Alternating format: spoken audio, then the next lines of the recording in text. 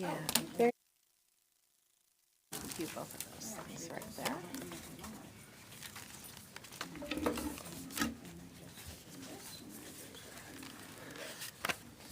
Sorry about that, guys.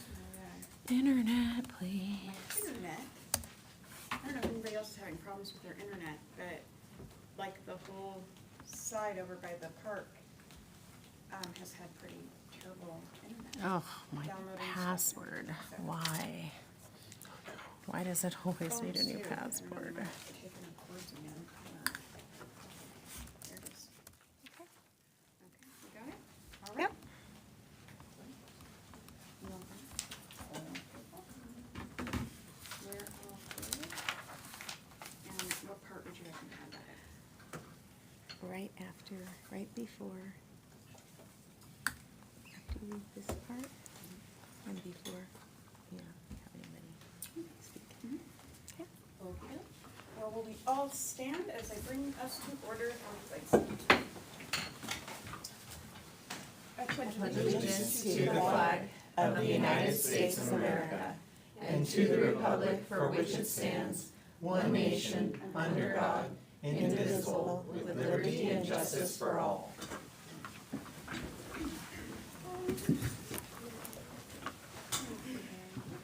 And I will entertain a motion to approve the agenda. I'll make a motion to approve the agenda as written. Okay, and any discussion or anything on that? No? Okay, and we do not have our students with us today. So everybody, for approving the agenda signify by saying aye. Aye. All right, and any opposed? And I as well, and I didn't hear any opposed, so that passes. And right before our public comment, I am going to say, we do have one as a sign in here, and I have a little extra something here to say today. So it says, in addition to providing a quality education, it is our school district's most important duty to protect the safety of our students, and we take this responsibility very seriously. We appreciate that families are engaged in their students' education and understand they may have questions about issues that the district is legally prohibited from answering. The North Mason School District has engaged the expertise of a third-party investigator to formally investigate the circumstances surrounding this issue. This is an active and ongoing investigation involving confidential student and personnel issues. As such, there are laws prohibiting us from releasing restricted student and staff information. Please know that our district is steadfast in our commitment to fact-finding and prepared to take action if needed at the conclusion of the investigation. And we have one signed in here for public comment. And here, I'm going to read this because I know it's really small. North Mason School District Board of Directors values the opinion and input of the community. This is an opportunity for the public to offer comments regarding issues being considered by the board on matters of the day-to-day operation of the district, such as policy, curriculum, academic standards, etc. The public is invited and encouraged to meet with the superintendent. And today we have Tawny Broughton, okay, and would you like to speak now? I can do it now, or? Okay, and is this something that is within the agenda here? It's that. This here? Mhm. Okay. Okay. And there's 3 minutes for you. Okay. Yes, I am Tawny Broughton.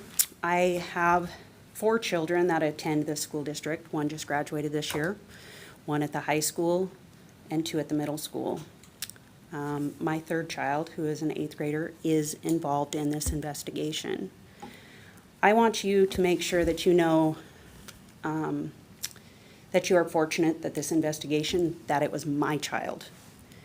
Because if it was not my child, 99% of the other boys that would have been involved, this could have gone horribly wrong. Horribly wrong. Any child who comes from a broken home, any child who's confused, going through hormones, my child comes from a family that has rules and standards. So you are very fortunate that it was my child. I want you to pay attention to this investigation. Student safety is important. There were two parts to this investigation. If student safety was really the important thing, this teacher would have been put on leave about 10 days sooner. So, with that being said, I really do want you to, the investigation is still going on. Hopefully it's complete soon. But it could have gone very, very wrong. So I'm keeping notes of, I'm trying not to give too much information, but please follow through with it, because there should be consequences for the actions. Thanks.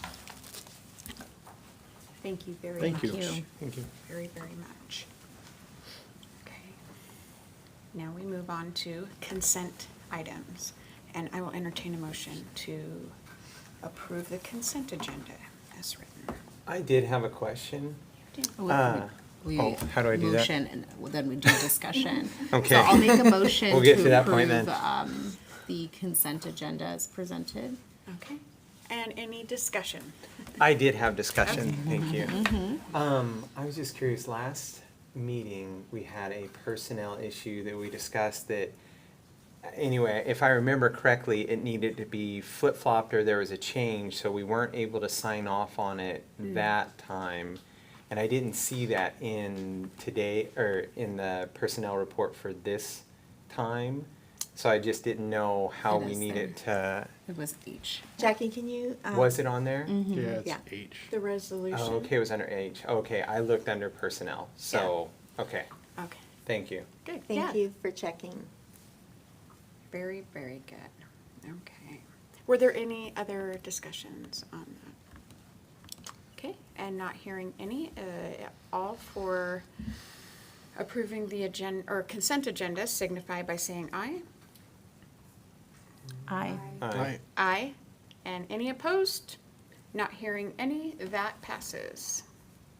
Okay. And I made this really big, and oh, I can't see it. And we're on to 3 here, right? We are. The Wenaha? Am I saying that right? Wenaha? Yes. All right, and we are going to have a presentation. Right, so Cassie will let you all introduce yourselves, and as you know, we talked about bringing in some expertise to help us start exploring a future bond. So here we go. Okay, thank you so much for having me. So my name's Cassie Hibbard. I'm a senior project manager with Wenaha Group, and this is my colleague Sam Hyatt, also a project manager. And we're here tonight to talk with you about a upcoming process that the district is pursuing to take a look at some improvements to capital facilities. So, okay, and my clicker works. Before I jump into what we're going to look at tonight, I wanted to say thank you to some of our district staff, to Joan and to Dan, who have been touring both myself and Sam, as well as our architecture partner, through every single one of your facilities today. So we've had a very ambitious day.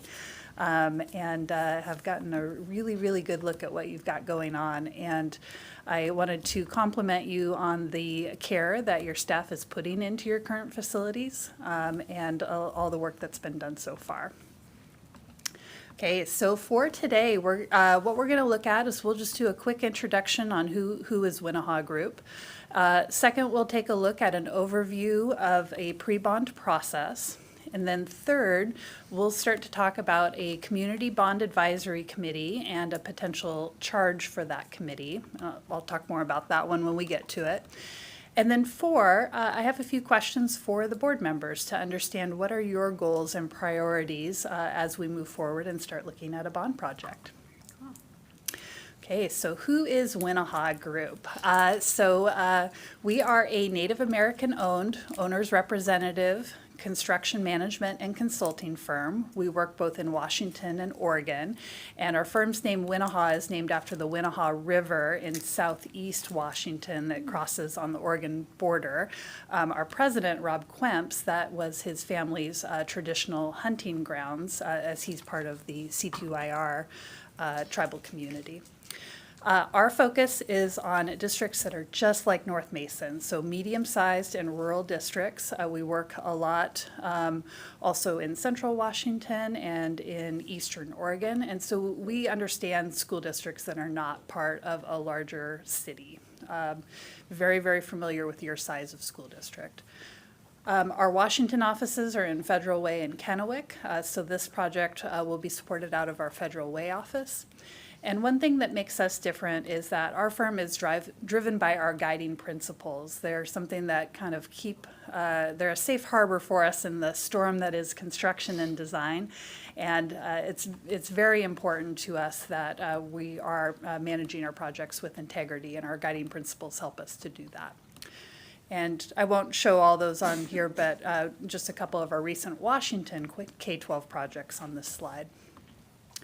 So what is our role during the pre-bond process? So first up is, jumping through the hoops, right, with OSPI to be able to qualify for your match funds. So we'll help out with finalizing your study and survey that will qualify you for your State Construction Assistance Program funds.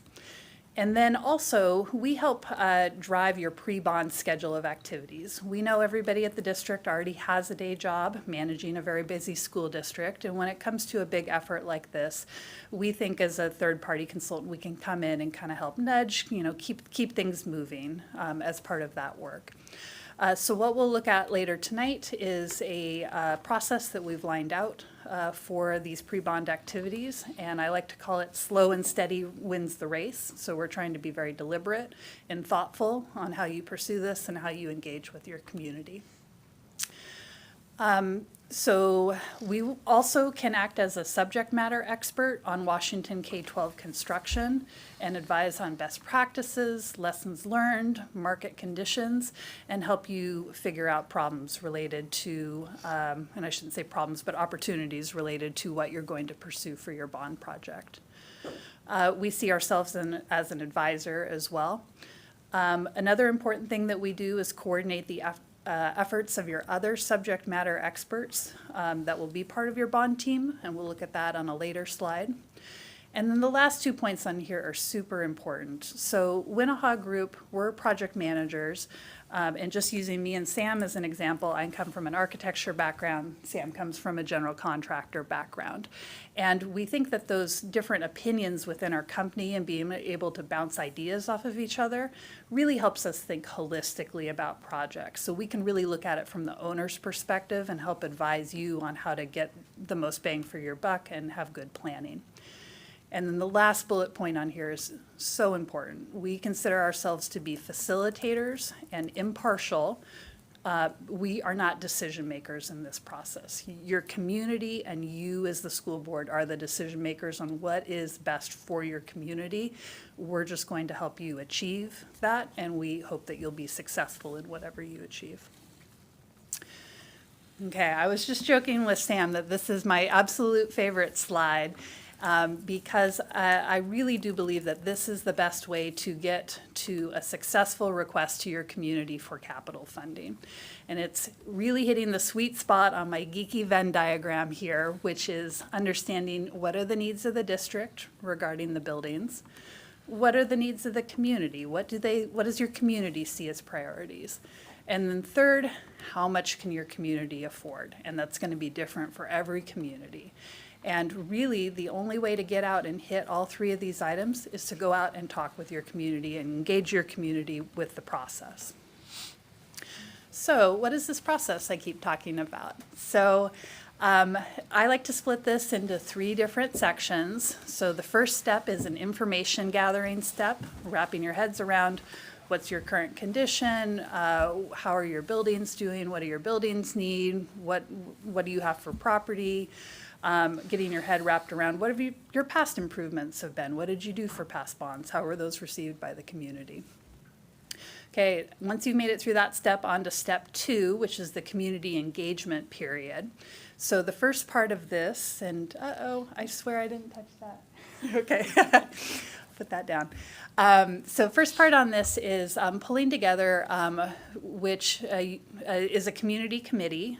We've settled on a community bond advisory committee name for this, but you could also think of it as a task force. But this is a community group that is tasked with a specific effort, which is to evaluate and recommend on your facilities.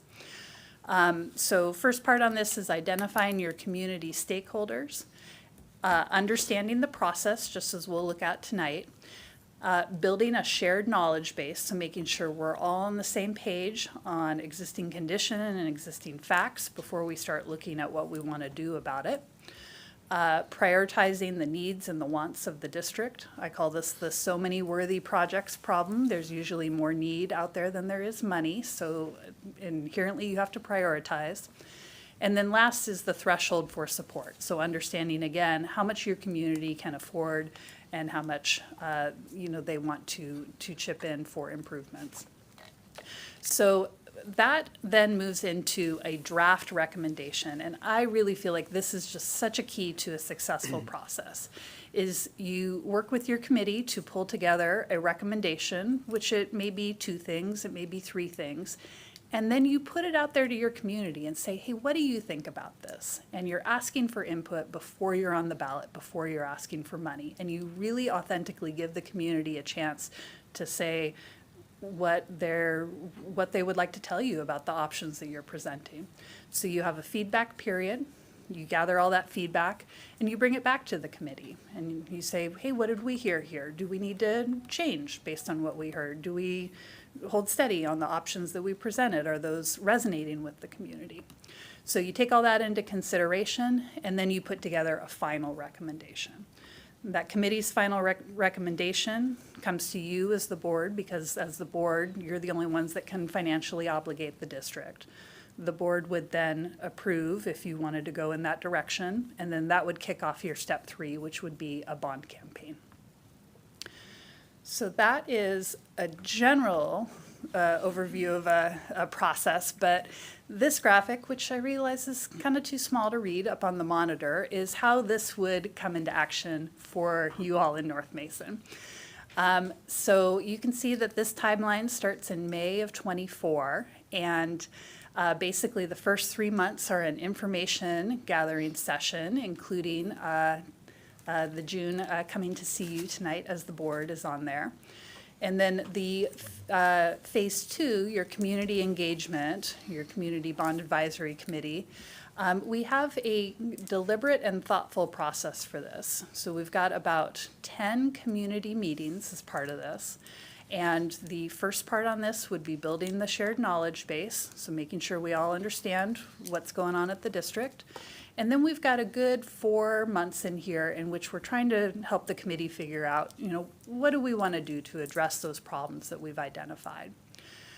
That would conclude in April of '25 with the committee bringing back a draft recommendation to you, the school board, and then a community feedback period that would go May through August of '25. Then a final recommendation in September, and a few mechanics related to approving study and survey and filing, doing your board resolution for the election and filing your ballot measure, which, Jackie, if we could scroll a little bit to the right, would then kind of roll into, if at the board's discretion, if you would like to move forward, a bond campaign targeted toward your February of '26 election. And that is specific so that it aligns with some of the other districts' planned levy requests and just kind of other general timeline. Okay, we'll go on to the next slide now. Oh, I guess I'm still in charge of that, maybe? There you go. Okay. Okay, so I mentioned earlier that there's also some additional pre-bond team members, which Winnahaw Group will help to coordinate, and I like to call this bringing in the right people at the right time. So the first one on the upper left is Piper Sandler, who would be the district's bond financial consultant. I know you've worked with them on a lot of your levy requests so far. And so they'll be creating the financial modeling to support the price levels of the recommendation that the committee is considering and the different price points in there. Kind of moving on this clockwise, go to bond counsel. So this would be the lawyers. And they'll come into play when it comes to writing your bond resolution for when the board would approve the project to put on the ballot, and then they would also be involved in writing and helping to file your actual ballot measure language in accordance with all of the state rules. Another partner could be a communications consultant if the district needs some extra support, either during the draft feedback phase or during the bond campaign. I'm not going to go into that a lot tonight because there's kind of some, different rules on campaign versus not, but that could be something that the district might consider some additional support on. Next on the circle would be your architect and your engineers. So Winnahaw has brought Malem Architects of Seattle, a great firm with a lot of K-12 experience, to come in and support as a subconsultant under us. And when the committee starts to identify what projects they'd like to look at, the architect will help support with what we call some site plans or test fits to start mapping out a very, very high level of design. Moving to the next item on the circle, so cost estimator. Winnahaw is recommending that we have a third-party cost estimating consultant help support us with creating the cost estimate for the projects that you want to pursue. I'll talk about that a little bit more in the next slide because that's sort of an art of its own. And then finishing the circle here, other consultants as needed. If, as part of our discovery, we find anything that's a particular, need, we can work with a consultant to help us really do our due diligence and identify that as part of the process. Okay, so next slide, I just promised I'd get to this, is the level of design and estimating in pre-bond. So the way we like to approach this is that your voters need enough information to understand what they are buying, what they are voting on as part of a ballot measure. But due to the district's limited resources, typically districts don't have enough money to take the design all the way to completion before the bond, right? But you need to take the design just far enough, again, so that your voters understand what are the projects that you're proposing. So the point I really like to make clear on this is that we'll take the design to a certain level, but your detailed design is generally going to happen after a bond passes, and there'll be a whole community engagement, stakeholder engagement, talking with staff, figuring out what's in that design, but that will be later after you're successful with a bond effort. And then last point on here, which is really is an art form in today's times right now because we have a lot of inflation and escalation. But a bond project budget, I like to call it like Goldilocks' porridge. You don't want it too hot, you don't want it too cold, you want it just right. So you don't want an estimate that's too high that you're padding out, right? And you don't want an estimate that's too low where you can't deliver on your promises to the voters. You want it to be just right. So part of that is Winnahaw's expertise in the general contracting world, working hand in hand with the cost estimator to make sure that we've got enough in there for your project budget, that we're escalating it ahead to plan start of construction, and we're thinking through, potential phasing considerations or things like that, because it's the most important thing for a school district is that you're able to deliver on the promises that you've made to the community when you ask them to support a bond. Okay, so moving on next to Community Bond Advisory Committee. So part of your board packets for tonight is a committee charge defining a roles and responsibilities and a duration of the committee work. And so we're not going to ask the board to approve that charge tonight. That's for you to take a look at and consider. And then I believe we have that as an action item for the next board meeting. But roughly looking at the Community Bond Advisory Committee, we find around 20 members is a good size for that committee. So small enough we can do detailed committee work, but not so large that, you know, we lose individual voices. That those folks live within your district boundary and are voters within your school district. And then that you have a diverse set of opinions on that committee, and you are welcoming voices on that committee that are generally comparable to what you have as the community as a whole. And to that, I will add varied opinions on the political, social, financial, tax approach spectrum, right? You want to make sure that you have those voices represented. And then the last bullet point is also key because this community committee is also your line to the community too. So you want folks on the committee that are open to saying, I'm part of this process and this is how the process is going, and we'll share that out in the committee or in the community. So then also supported on the committee would be your district admin staff. So they would support the process, offer leadership, coordination, make sure the things that we are talking about with the committee are also in alignment with that one bubble the district's needs. Next item on here would be the school board. So since this is a 5-member board, a max of 2 members that would participate in the committee discussions, be there through the process, and then be able to talk to your fellow school board members about, you know, here are the things that we discussed and here's how that conversation was going, so that you as a board are well informed, you know, when we get to the end of the process. And then finally, Winnahaw Group, as I mentioned, will help drive the process. We'll be preparing material to keep everything moving, and we'll provide facilitation and strategy. But again, we're not decision makers. We're here to bring out that in your community committee. All right. So I will probably go fast on this one because I think I covered a lot of it. But what the committee will do is they'll understand the process and kind of where we're going, so they have a target that they're shooting for. We'll spend a good chunk of time building our shared knowledge base. So understanding how the OSPI SCAP program works, how do bonds work, what's going on in the facilities. We'll get in the facilities, we'll tour them, right? Because kind of seeing is believing. We'll understand how the district approaches their general fund budgeting and how they approach maintenance funding and capital projects funding. And then they'll understand, you know, how the district has made requests to the voters in the past. And then after we've built that shared knowledge base, then we'll spend time prioritizing our needs and our wants. So I like to call this, what problems do we want to solve and what is the most important? And then Winnahaw will support with designs and cost estimating to complete that package. Okay, and then finally, I think this is my last slide before I ask you some questions, is the role of the board in pre-bond. So first bullet on here is establishing sideboards or goals for the overall process. This is what we're going to take a quick look at next.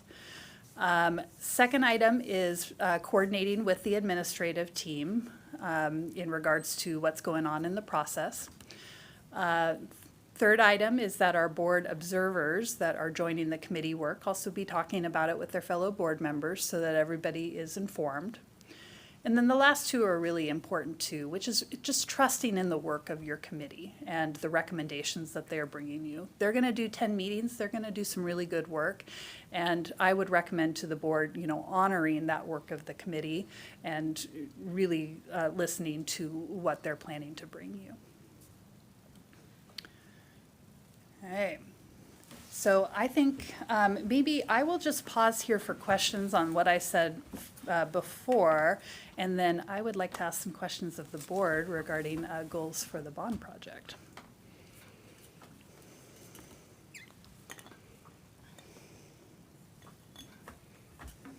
I think you've been covering everything really well. Like every time something comes up, I go, oh, oh.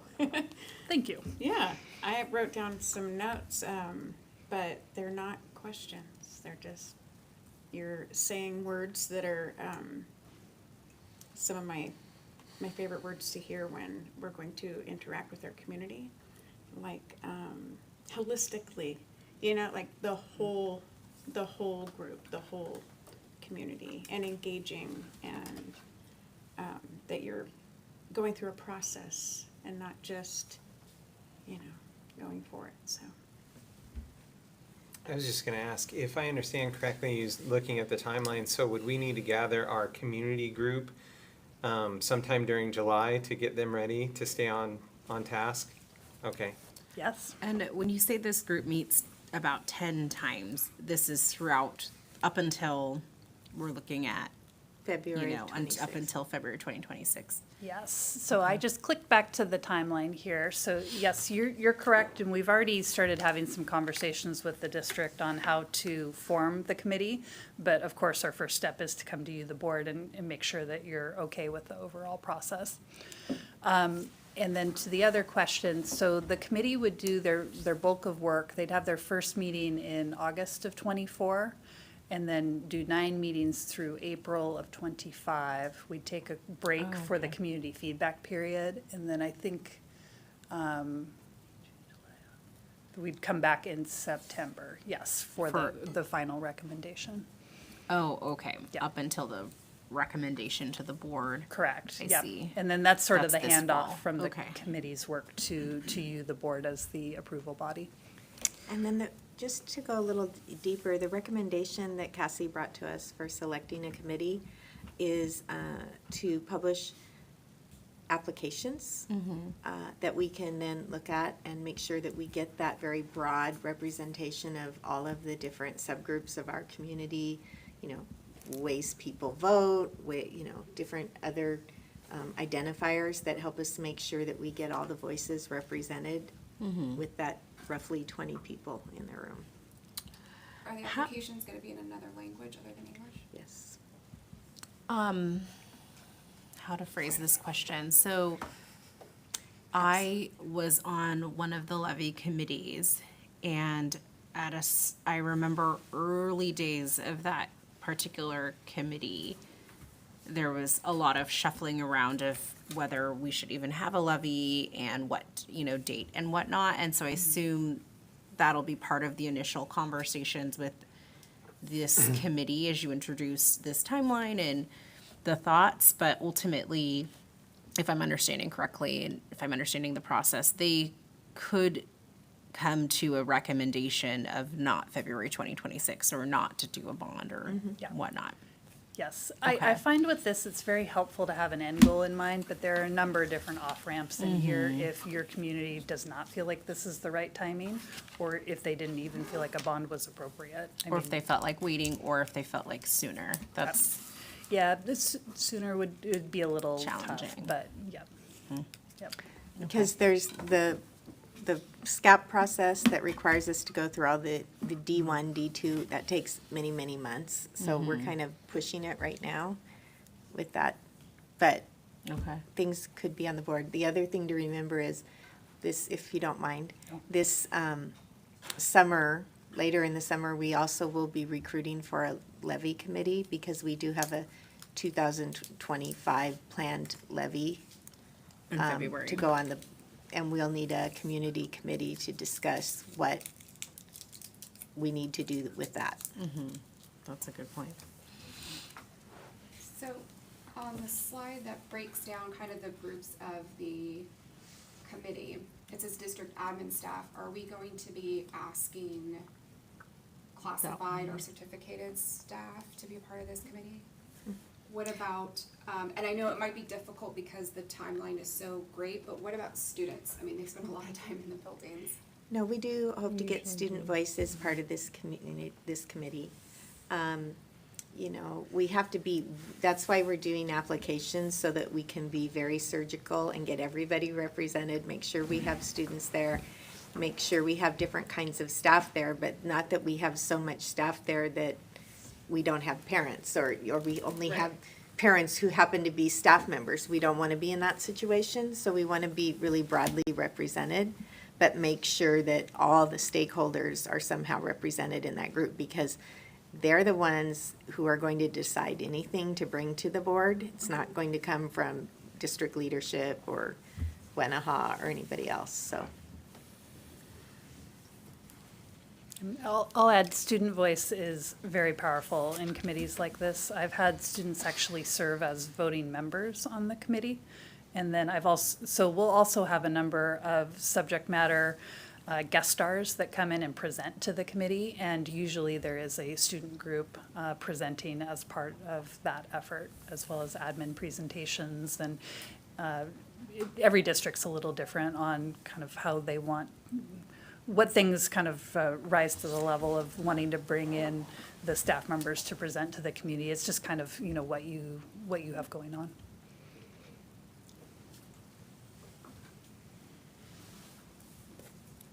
And I think I was going to ask a question about the facilitation. So your group will be facilitating the meetings, and in some cases, perhaps mediating those meetings. So, okay. Hopefully more facilitation than Yeah, mediation. yeah, that storming phase, though, is in any group, there's the storming phase, so, Yes. okay. Yep. Okay, let's look at board goals.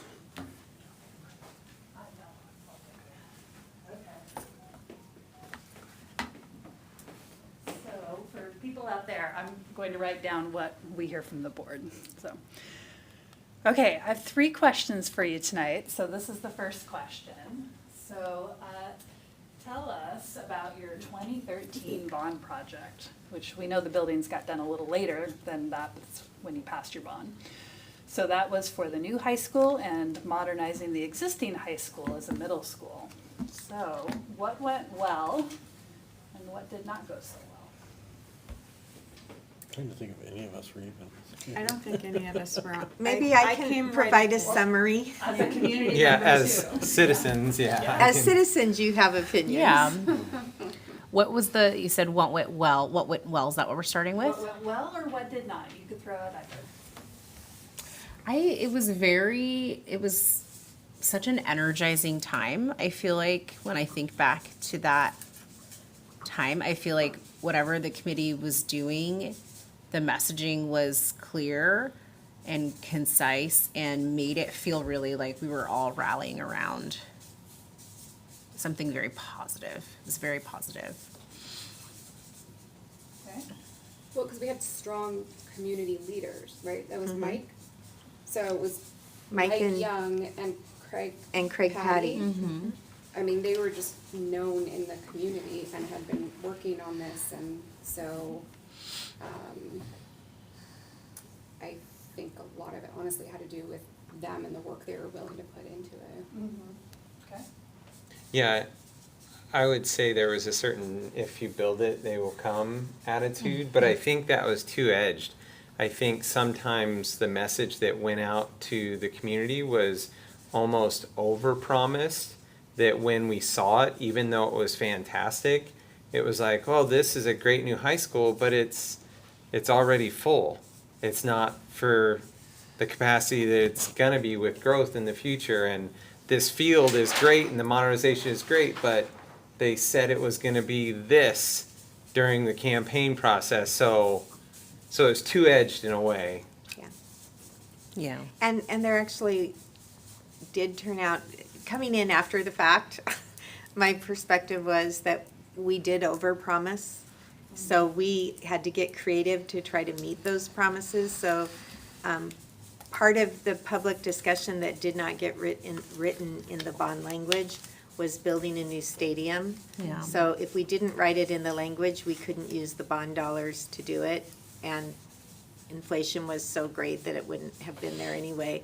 So that's why the board took on some non-voted debt to be able to upgrade the stadium to, at least in spirit, meet that promise. But that is something, if we go forward again, that we're really going to have to talk with people and engage with them about, because people remember things.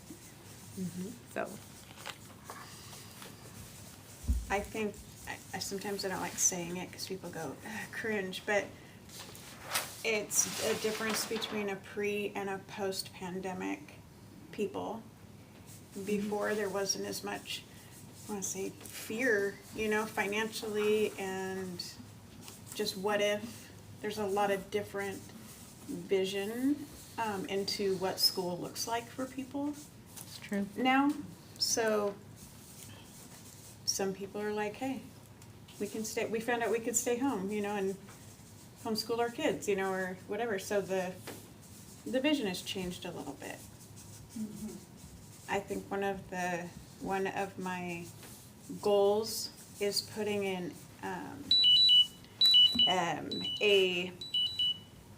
an excitement for our public school back into the hearts and heads of everybody that want to grow with us and us with them. And that's where I fall short of knowing what to do. Well, you hit on something, Leanna, with growth. Like, sometimes it's hard to verbalize future growth. And what people are seeing right now is my grocery bill is growing, my Yeah. utilities bill is growing, my insurance is growing, Absolutely. right? And we're trying to tell, so same thing, I don't even remember the promises, I was just like, the district needs money, sure, I'll vote for it. Yeah. But then when I saw the middle school, I was like, it felt like it was the same size, I was like, this is too small, like, the kids are still packed in here. And some of us have the data that shows, you know, our county is going to grow, North Mason District's going to grow, our enrollment is going to increase, and we are at capacity, we need more room. But I don't know how to verbalize that, which I know this is on the committee to do and consultants, but I think we need to be very, very mindful that our community is seeing growth in other ways, and how do we match those two? And just coming back from the state conference, that's gonna be really an important message we have to be loud about, because North Mason is going to be different than everybody around us. The projections for the whole state, the projections for our surrounding counties and school districts are all declining enrollment. We've had really good scientific collection of data, and we're going to have a 20% growth in enrollment in 10 years. So we're different, but often because we don't have the same interest from the big news venues and those kinds of things, we have to think about how we're gonna make sure we get that message to our community that, yes, you're hearing that schools are getting smaller and fewer kids are coming, but that's not true here. I kind of going off a different note, one thing that went well is the fact that a lot of social media and things like that weren't as commonplace at that time. So the voice of that court of common opinion was not sometimes weighed by smaller groups that had bigger voices. I mean, we should represent all groups, but we know there's trolls out there that can take over things and discussion forums, etc. So we didn't have to deal with that in such the way at that point. That's a good point. Anything else from the Wayback Machine? I'd also say voters or people in general were more willing to discuss things on a ballot. Whereas now, if you mention vote, someone already has some sort of wall built up in many cases. One of the things that jumped in there was our fully funding the education, and where the state or our county started putting on our little cards for our property taxes that it shows school and school taxes, and there's no break between that. And I wish that we had a better connection with the county I kind of feel like I just want to go down there and be like, hey, I just feel like that would have been like, you just show it to them and go, oh, you missed this, you know, you probably didn't think about that. Maybe we just want to change, just maybe explain it a little bit better so that people understand, because people think that we're taking two lines where they don't understand that money doesn't come back to our school. can we control the verbiage, or do we have any say in the No. verbiage of the voter pamphlet in any way? In the voter pamphlet, yes, we do. In not on the whatever, card. in the tax bill, we don't. Yeah. But in the voter pamphlet, and there's been recent new legislation, so the last time we did our levy in November was the first time we had this process.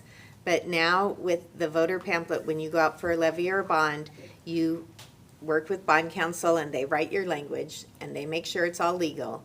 But then the district is tasked with, either we can find our own committees, or if we don't, the auditor's office in Shelton will. We need to find a committee or at least a person from our voter population who will write a pro statement and a con statement to go in the pamphlet. And so we found our own 2 people in the last levy election, so that we made sure that we had both a pro and a con statement submitted. And that's really important to do, because although I'm sure we can find people anywhere, or if we couldn't, the county auditor could, to write either of those. What has been happening, and Cassie probably can say this more than I can around the state, is if a district, for example, doesn't find someone who will, and you don't write your own con statement for you, then people from outside the state, the county, or even the state somewhere, will submit that statement, and they get to do that, and they don't even know any of our voters necessarily. And so it's a interesting tweak, but it is important that we could have our committee could actually choose to select people, even members, to write both statements, but we need to have people do that. Okay, we're gonna move on to question number 2. What is North Mason School District known for?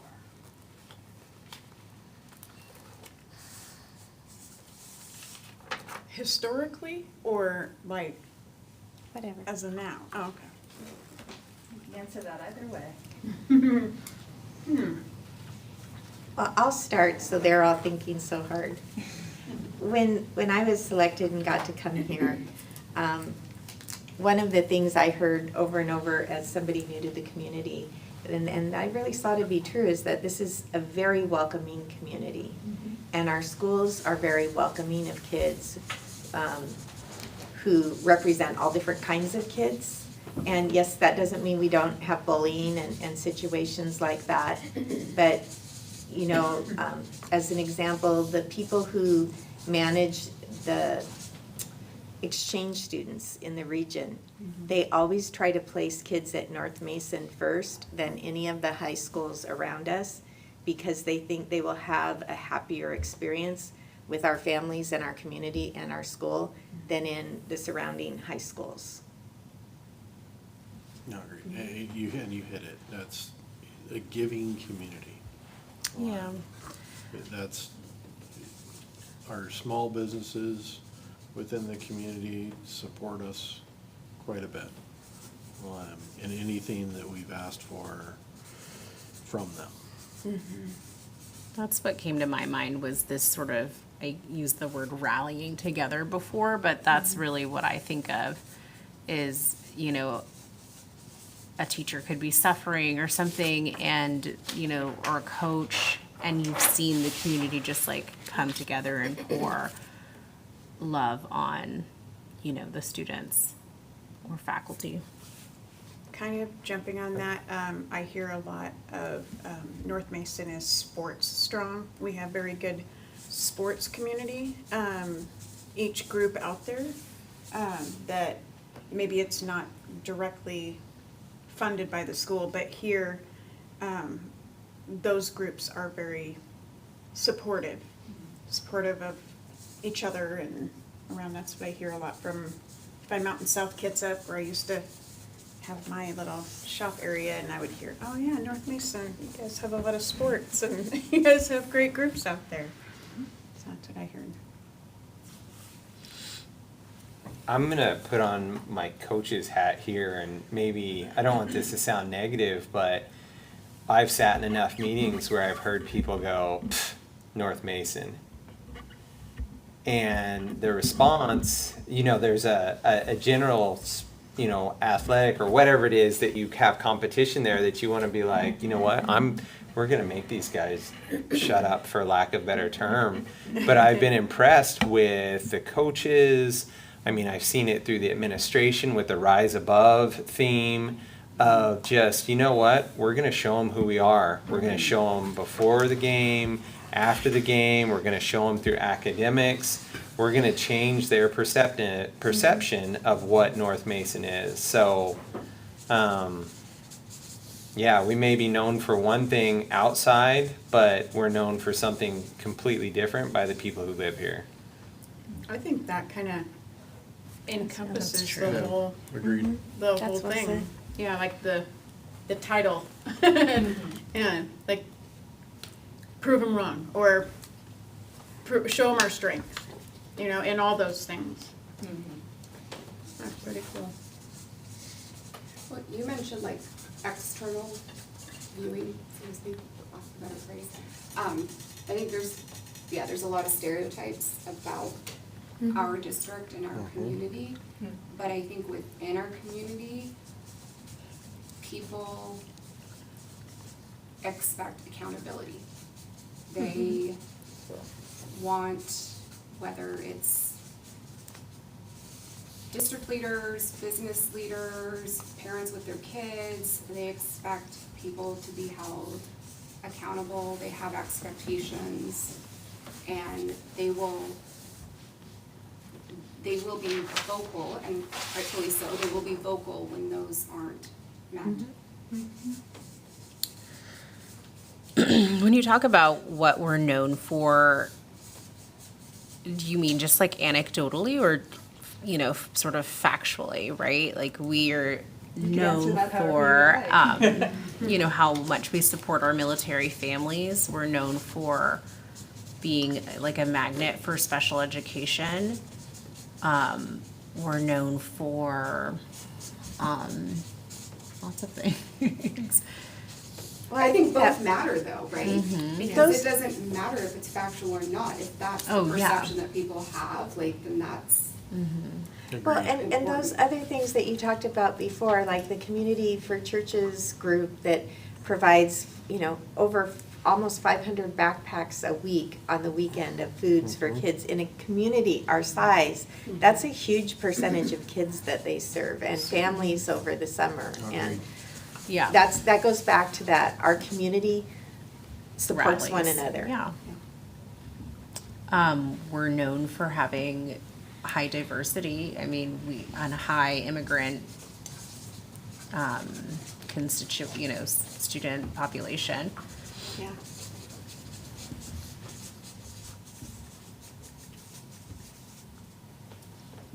And I think we really do the work. I was talking to someone from Bremerton School District about, the relationship our schools have with our Guatemalan families.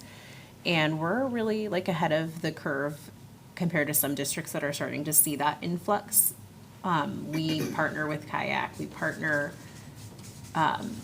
worked hard at getting those liaisons, and we really work to strengthen that relationship with those families, and we are known for that in our region. Yeah, and I think that's part of that inclusivity piece. I mean, we have translation at things like graduation for all sorts of things, not just the hearing translators, and very few of our neighbors are in that place yet, so their families, not all families get included. We work really hard at those things in the community. I mean, the school district does too, but the community does that. I like that we have our state representatives. They're invested personally in our district. Not just living in the area, but they come back, they visit, they ask what's going on, they take a physical approach to it than just talking when we call.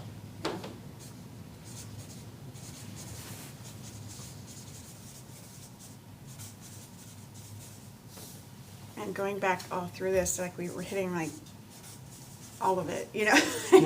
But there's so much more to be said. I don't think we would have the hours to put all the words in, but the highlights, you know, I know there can be negative things, but approaching it in a process way and going forward, treating everything very importantly in the process so that we don't miss something and that we all get to see it, you know, like the community sees it and we see it in a respectful way so that nobody's, you know, thrown out there and whatever, but we're taking care of it. We're careful with, respect each other. Yeah. And I think there was an interesting part there of like being in the community, being able to be seen. And I think, I don't want to say the school district is not known for not being transparent, but if you looked at like, again, at social media or something, like things have gotten so much better with having postings of what's going on and things like that. But anytime any whiff of something bad happens, it's just like, whoa, everybody's got an opinion. And I think if we can work towards increasing transparency and continuing to be transparent, continuing with the messaging, and that's why I love seeing the whole community group and getting people from every different dynamic that we have in this very dynamic district that we have. I think that's going to be helpful. Agreed. I think over the years that I've been here, the transparency part, it will continue to grow and change and connect and whatever, but I think our challenge is bringing the people to the transparency. Like we can put it out there, but not everybody sees it. So I think that connecting with people a lot more. I don't know, sometimes we're like, what else? You know, we're on social media, we're talking to people, we could stand outside, but you only get so many people, or you get on social media and there's people that don't go there. So what do you do to show what you're doing for transparency? So, and not just the transparency, like our great things, like if we're going to build, you know, and we want people to know all those things, where do we? It's not gonna be one place. Well, we're gonna keep working on that communication. Yeah, and I think that's it, and I don't think that'll ever end. That's just a constant. It is. Constant. Okay, ready for the third question, last Yep. question? Almost running out of paper, you all are doing so well. Hey, Okay. you asked. Oh, no, I skipped. Okay, so question 3, think toward the next 10 to 20 years. What does North Mason School District need so that it can provide an excellent education for its future students? It's just like pie in the sky, anything. Space. Anywhere you want to go. Yeah, I mean, space Yeah, for space. sure. What do you mean by space? A third elementary school. Yeah, elementary school replacement. So space as capacity, Yep. additional students, okay? Flexibility, so as things change, the schools can, you know, adapt quickly and not have to run a bond to adapt. Yeah. And if we're looking at 10 to 20 years, if we think about a vision like that, we need the students today to understand the demands of tomorrow, because they're going to be the ones that are, Building. yeah, that are going to be getting it. It's like, we're not building this necessarily for you, but your kids are going to love it. We need trust, the community connection, so we can have that common trust with each other. Sometimes I can talk to somebody and it feels like I'm just talking to a family member, and then I can talk to somebody I've known for a really long time that might not be for something, and I feel like I'm talking to a stranger. So I think that better connection. So I'll throw a big word out there, modernization. What does that mean to you? Making sure that we are providing facilities, services, infrastructure that is up to date as well as we can.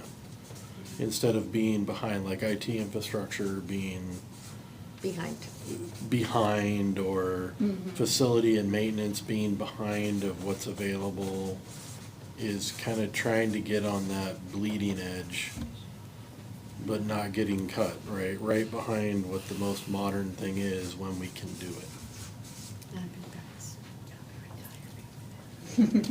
Yes. I'm sorry, but he just made me think of something that we really have to put down on the what didn't work piece. Okay. We'll go, I'll note on here, back to question 1.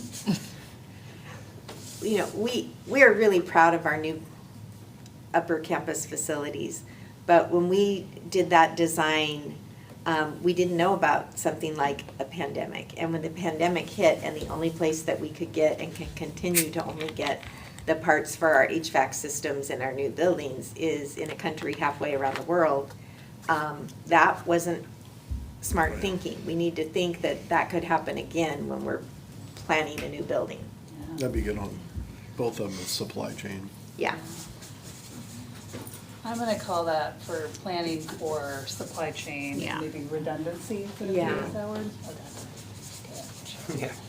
Yeah, Reduce the single point failures. Yes. Yeah. yeah, for sure. Yeah. We need a greater variety in rigorous academic offerings. Yep. So our course offerings are limited.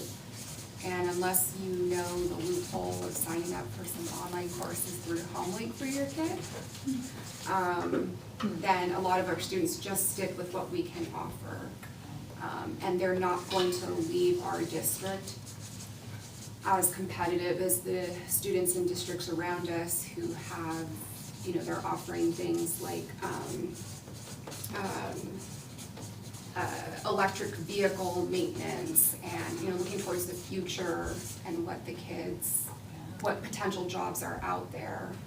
And So I- We Yeah. did see some shipbuilding today, and that was pretty cool. It is Yeah. cool, but I think that that's part of the flexibility piece. Our spaces need to be flexible to change, but they also need to be flexible that teaching and learning could look differently to allow those opportunities without kids having to go. And how to make sure we set up spaces that have that kind of support. It was back to, this. Yeah. Okay, we're back on question 3. Yeah, I was Cool. thinking, when you first said it and you're Yeah. actually thinking about what type of thing, I was thinking about Shelton High School has like a mechanical engineering and tech like building, right? And it's just like the place where the kids go to do that type of work. When I think of space, I think of that type of thing to have Like the rigorous technical and and summer. varied types of things that they're taking part in, that they don't have to go out to West Sound Tech or whatever. Yeah. Or, Well, that's what I was thinking, like we talked about last time, you know, was it Bates Technical, the contract we were looking at, you know, and OC with Running Start, and I asked, well, do we provide transportation? No.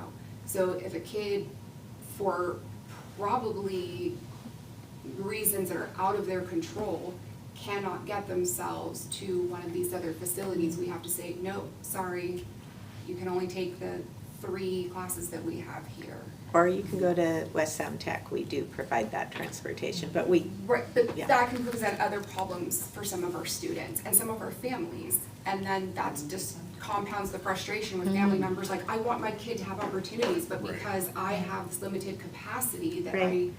can't break down, my kids now are gonna have I mean, that's how you have generational, Yeah. right? well, I So- know, and this isn't part of this conversation, but that's why we're working with Mason County Transit to get Kitsap County Transit to be able to partner with them. That would be really cool. To let our kids ride Mason Transit to the border and then from there to OC.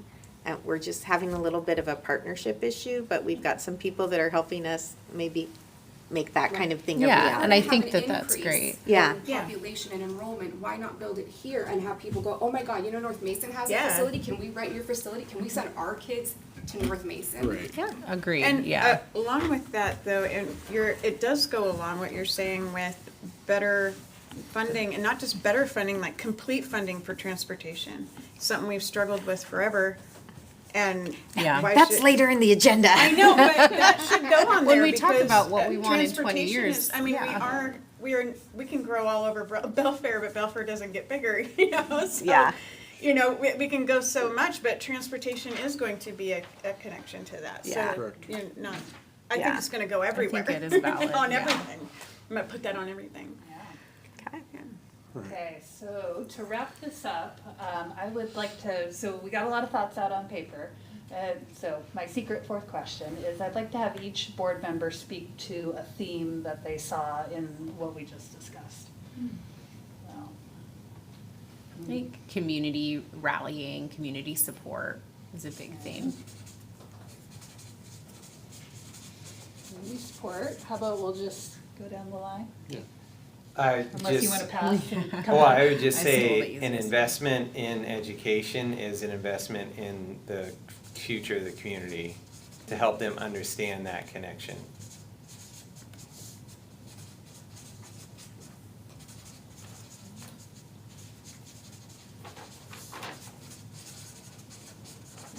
We've got to talk for a while. It's nice. Okay, Communication, communication. In which way? good, bad, clear. I mean, I think someone said, like, we can say something and explain something, and one person walks away and translates it completely differently, and then that gets spread everywhere, and so it's consistent, clear communication. Okay. They say provide a modern, updated environment to provide a high-quality education.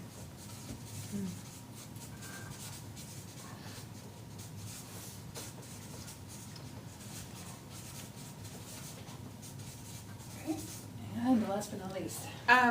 Well, that's the list I wrote first when you said you were gonna ask us questions. So I think my top one is community trust. I think it all comes down to they aren't gonna communicate, or they're not going to be part of it if they don't trust us. And we need to be able to trust each other in both. Okay. All right, thank you. Thank you very much. So what we will do is we'll kind of go back through these and write them down. And with the themes that we've done today, we'll kind of craft these into some overall goals from what we heard you say and what I wrote down. And then we'll bring those back to you for your next board meeting. And what we would like to do is, along with approving the committee charge, is also have you say, okay, committee, here are our goals for this process. And then they can use those as sideboards and touch points during the overall duration of the process. Okay. Very cool. Any other questions? Thank you so much. Thank you so much. Thank you. Yeah, Thank you all. Very appreciated, thank you. And sorry I blocked the view. I enjoyed that very much. Right, okay. Hold on, guys, I'm back So to next my up, we have, Highly Capable program, right? yep, Savannah Elliott, who is our District Assessment and Highly Capable Program Coordinator, and Director of Curriculum and Instructional Practices, Kyle Elvis, are going to tell you about our HiCap program. Or just Savannah? Just me. Just Savannah. Okay. Okay, so hi everybody. I'm Savannah Elliott. I'm the District Assessment Coordinator this year and Highly Capable Services Coordinator. I don't have a clicker. Oh, clicker. I don't have the clicker. Where did it go? Is it not up there? Oh. Dan she's stole getting I it. think Dan has stole There it it. is. And Back. thank you to the Winnehaha Thanks, group. Jackie. Drive Thank you. safe, thank you. Thank you. Thanks, Jackie. Appreciate you. Thanks, Jackie. Okay, so tonight I just want to talk to you guys about our highly capable identification procedures, our current proportionality of students who are qualified as highly capable, some stakeholder feedback that I got this school year, and some exciting new programming options that are coming up, and some professional development that I'm working on. So just a quick little bit about me. I started my career over 10 years ago as a first grade teacher in Florida at Lake Como in Orlando.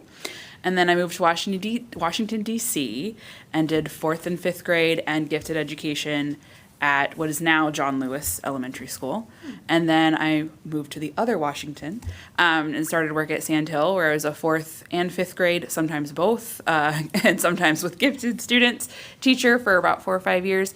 And then my previous 2 years was multilingual learner education at Sand Hill, team leader for both of those years.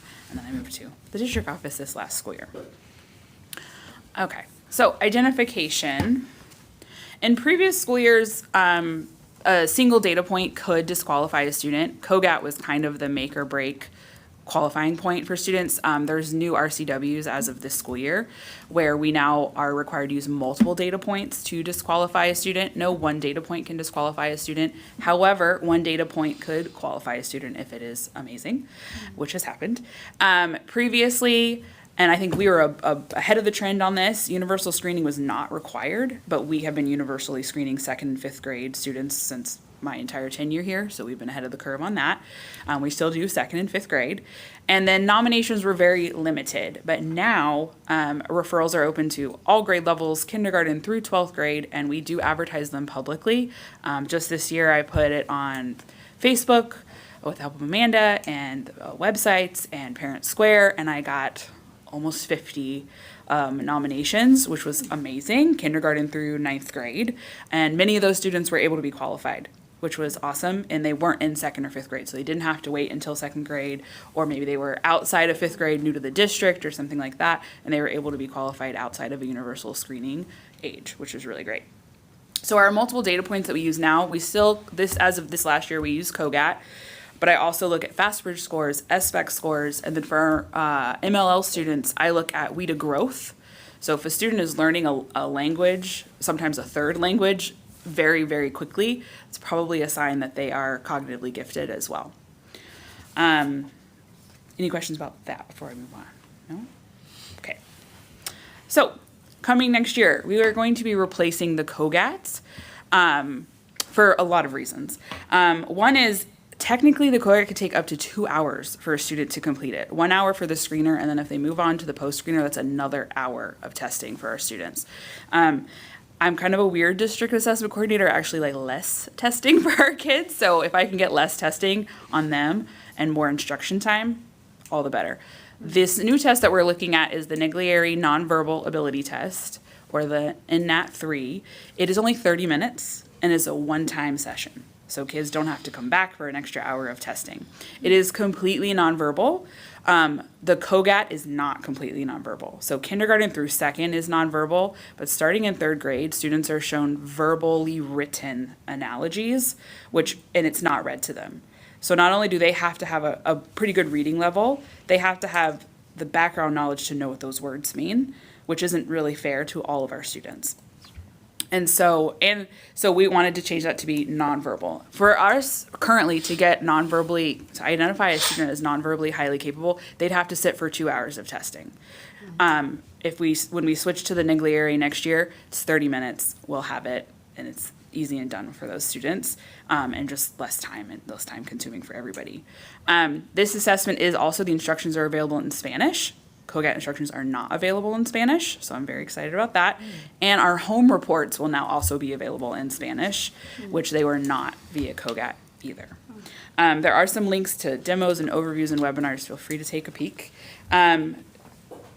This Naglieri ability test is also endorsed by the National Association of Gifted Children as a great way to identify those of our students who are linguistically diverse, culturally diverse, and come from low-income backgrounds. So I really had a passion for switching to, and you'll see why in just a few slides, switching to a test that is more fair and more equitable for our students.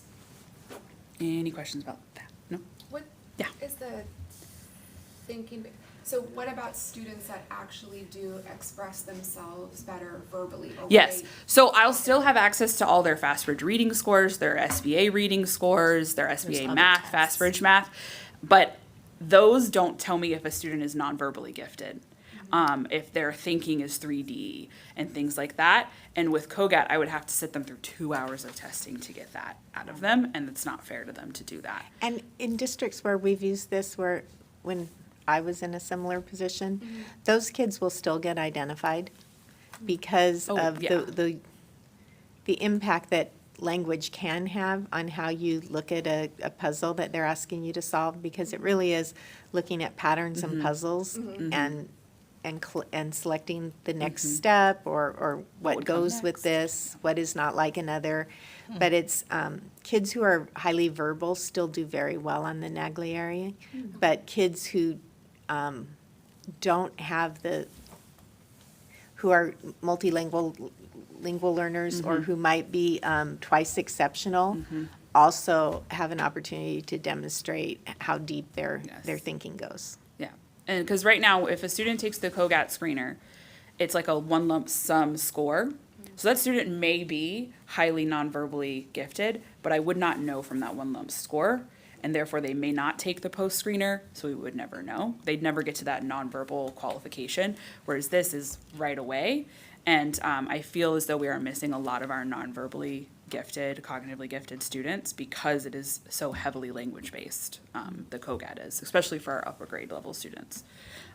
So that's mainly the switch. And also, the Naglieri nonverbal ability test has proven to identify males and females equally, and also to be identifying our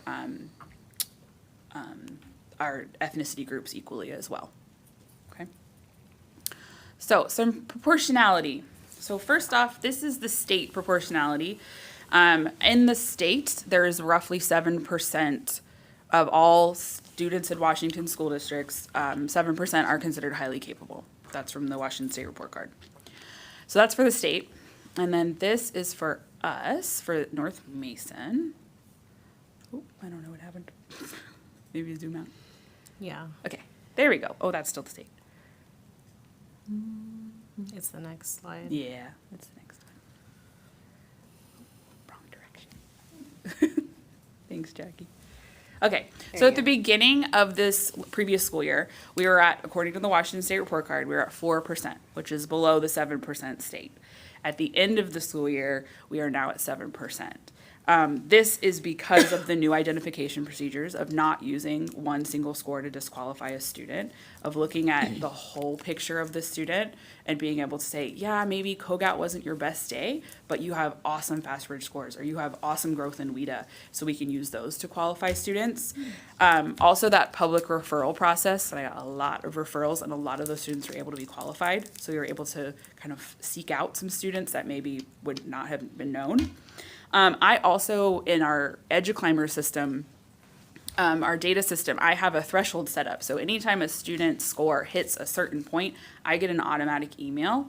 And then I typically will look at those scores and will reach out to parents and ask them and present their students, their academic scores to their students and say, hey, I think your student may be able to be qualified as highly capable. Would you like to move forward with testing? And that was also another way we were able to identify a lot of students, is by reaching out to parents directly. So I have that set up fall, winter, and spring, and it automatically emails me every time a student hits a certain score threshold that I can consider them. Any questions about that? Okay, so let's dive a little deeper. Here is your, we call it high cap, it's highly capable, by school. So you can see Belfair has about 46 students, Sandhill's at 44 students, North Mason High School's at 32, Hawkins 31. HomeLink is at 5, and James Taylor is at 3. Those are by school. Belfair does have a smaller overall population. They do have a higher, highly capable population at Belfair specifically. So, yeah, any questions about school? Yeah, Go when ahead. looking at something like this, is it the goal to see the distribution be equal among schools? Or, you know what I mean? I would Like- love that, because I think that Belfair and Sandhill have very, wonderful high students at both schools. I don't think it'll ever will be equal, unfortunately, because of student movement. It probably will never be equal. Well, I don't mean necessarily between the two, like elementary schools, right? But wouldn't, and maybe I'm wrong, because looking at this, it's like, oh, when kids are younger, they're more highly capable. That doesn't. Well, we also, feel those are our right. universal screening years, the 2nd and 5th grade. So our elementaries are probably always going to have a higher number of kids identified because we do universally screen in the elementary school. So if a student comes to us in middle school or comes to us in high school and they've missed those universal screening years, Or from another, from another they may not district. ever be screened. Yeah, so Okay. that's possible. I will say, going in through my list from 2022-23 school year to this school year, I had about almost 10 students leave the district. So there was a lot of movement. And we only had 2 from out of district who are already considered highly capable. So it's a lot of student movement. I'm just curious if this compares to like other districts of our similar size. And that could be something that I could definitely look into. Yeah, I'd be curious to When know. I go to those conferences and just, and ask around, because we're surrounded by pretty large districts, so it's not necessarily Yeah, a so it's hard to comparable. tell what Right? is typical. So, yeah, finding those similarly sized districts would be a good thing to look Data at for point, sure. yeah. Are there any plans to, this isn't the right phrase. Forgive me, track specific students? So like, I think what you were saying, I was thinking that too, because then I went to the next slide with all the grades and and it's just up and down, up and Yeah. down. So I'm like, okay, if a student was identified in kindergarten, because we do have some in kindergarten that are identified as high cap, are they, do they continue Yes. throughout their They never career? lose that identification. Okay. They do not lose that identification. Once they're identified, and they don't have to test anymore, they don't lose the identification. So that student that's at North Mason may have qualified as a 2nd grader when they were at Sand Hill or Belfair, and they're just continuing on through the school district. And that's why it's like a little bit interesting to see, but you're saying it's movement and kids moving away It too. is, It's like, yeah. why wouldn't North Mason be a little bit higher, or Hawkins? Yeah, and then how many students are we losing, between middle school and high school, but also how many new students are coming into the in high to school bring that the rate I down, yeah. wasn't Yeah. able to screen because they're, Yeah, that a makes junior sense. now. That kind of thing. Would there be a benefit in testing them from elementary, middle, and then high school? There probably would be. It's not required in the RCW. The RCW states we have to test them 2 times before they get into middle school. But we could look Can at we, a or policy. does that cost a lot of money, or? We have to pay a license per student. Yeah. So right now we pay for a would test think that license would for be every 2nd something. grader and every 5th grader once a year. We would have to do that every 2nd grader, every 5th grader, and then pick a middle school grade. But yeah, that would be possibly cost prohibitive. Yeah, I would think that would be something that they would want to follow per those things, and then, Well, and sometimes when the kids hit the secondary level, they find they have lots of different, either schools might offer a program that's attractive to them and their particular gifts, or they might choose Running Start, or they might choose other ways to pursue their gifts. So it's not always as Displays it school without- important as they get older, because they have other ways to be who they are. Yes. So a lot of like North Mason High School specifically, especially our Running Start students, they probably would qualify as highly capable, but because they're choosing Running Start, they don't really feel the need to be qualified. That makes sense. Their parents are like, well, they're already going to OC. Yeah. Yeah. Okay. Okay, so moving on to by grade, you can see 5th grade is our largest currently. 5th and 2nd, not surprising, it's our universal screening years. We're going to get a lot of students in 5th or 2nd grade. And then you can see it goes down. Kindergarten is very small, but I was able to qualify some kindergarten friends this year. So that was awesome. Does the test, the new one Yes. that we're talking about, but I'm curious also with COGAT, how does it change depending on so is a kindergartner getting a 2nd grade test is No. what I'm asking? Okay. No. So COGAT is by grade level, or Okay. technically it's by age. So they calculate all their scores based off of their years and months age. But it is different for every grade level. Okay. And the Neglier, I believe, is also different. It can screen kindergarten through 12th, but it is not the same for a kindergarten through 12th grader.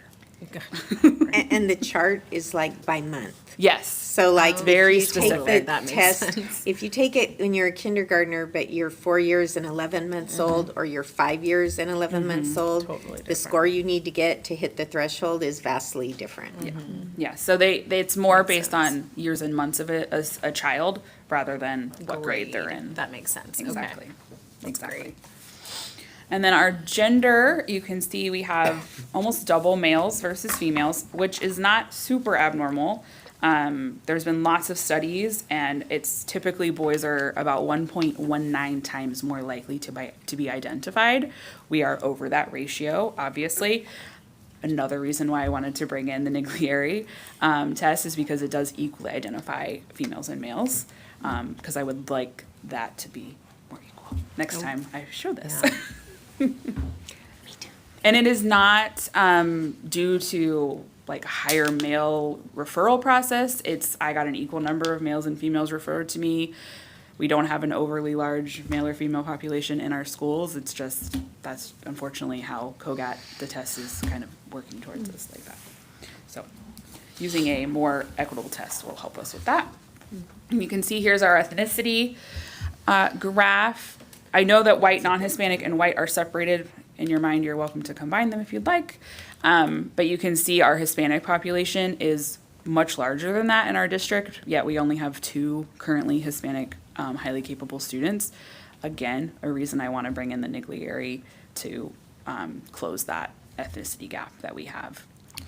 I had a question about a couple, I think, from this one. Sure. If someone identifies as multiracial, and I assume if they only identify as multiracial, they're in that bracket. But if they Correct. identify multiracial and then they specify their races, do they get put in the other categories?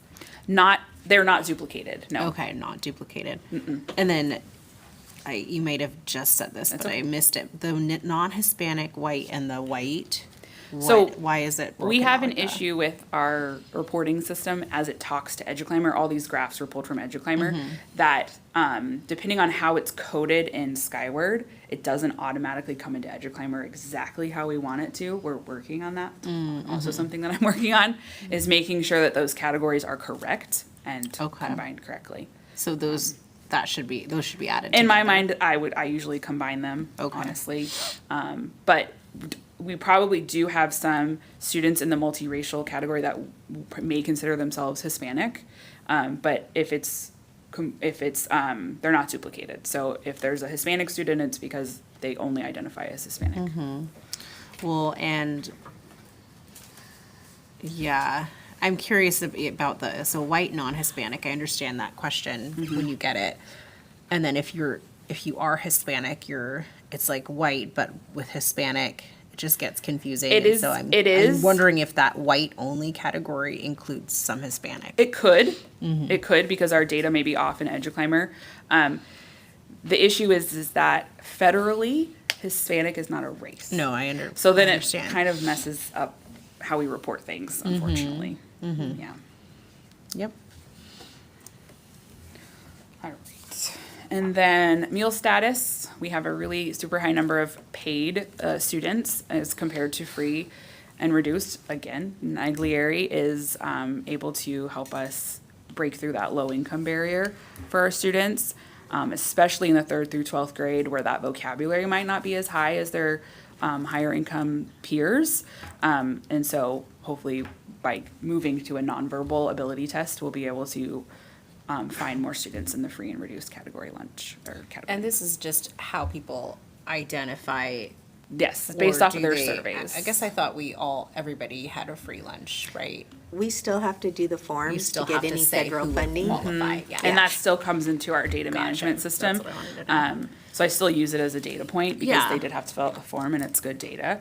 But yes, all our students do have free lunch every That's day. just wanted to clarify that Yep. for the record.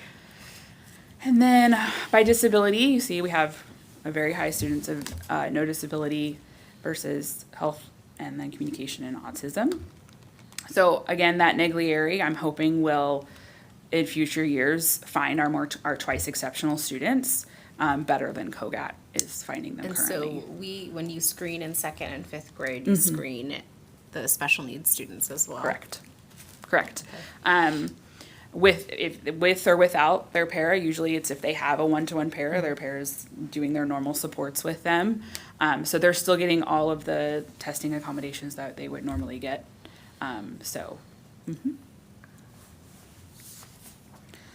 Okay, any questions about that before I move on to stakeholder feedback? Okay.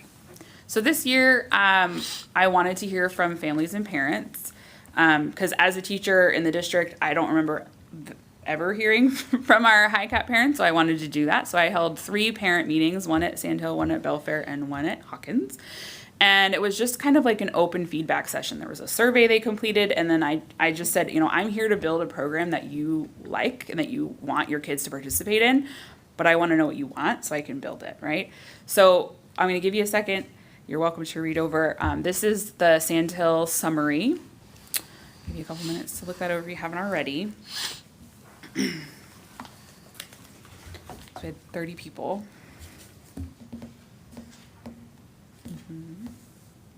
And then this is their word cloud from their feedback. So there were multiple choice questions, and then there was just a general feedback option, and it created a word cloud for us from just their general feedback. The larger the word, the more often it was either said or upvoted. And then at Belfair, these are the responses from Belfair. Sorry. Go ahead. When were the responses collected? In person at the meeting. Okay, I mean, like date-wise. Oh, so I did one a month. Sorry. Okay. So Sand Hills, I gotta think back. I did one a month. Yeah. So I probably did Sand Hills March, and then Belfair's was April, and then Hawkins was May. Okay, Yeah. all right, thank you. You're welcome. You can see Sand Hill and Belfair's similar feedback. And then the Belfair word cloud, the same word in the center there. And then for the Hawkins meeting, I did invite the incoming 5th grade parents, since those students will be starting 6th grade there. They were interested in attending the Hawkins meetings. I said, come on down, no worries. And this is what they said.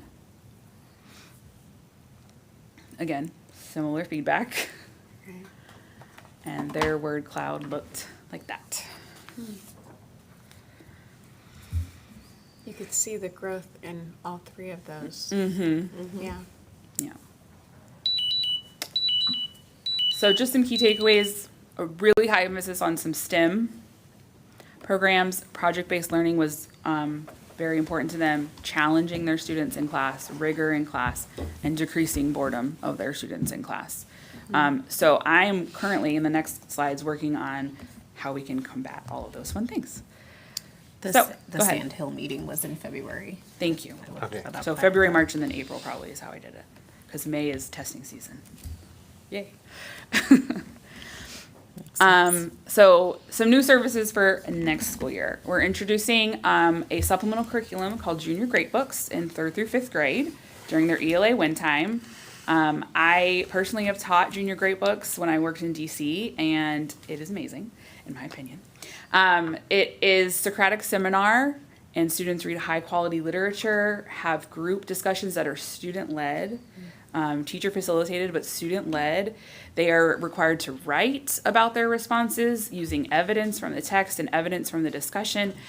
And then, of course, the speaking and listening aspect of a student engaging in discussion with their peer in a respectful manner is something that may or may not be something they're used to doing in person, not on a phone or on a computer.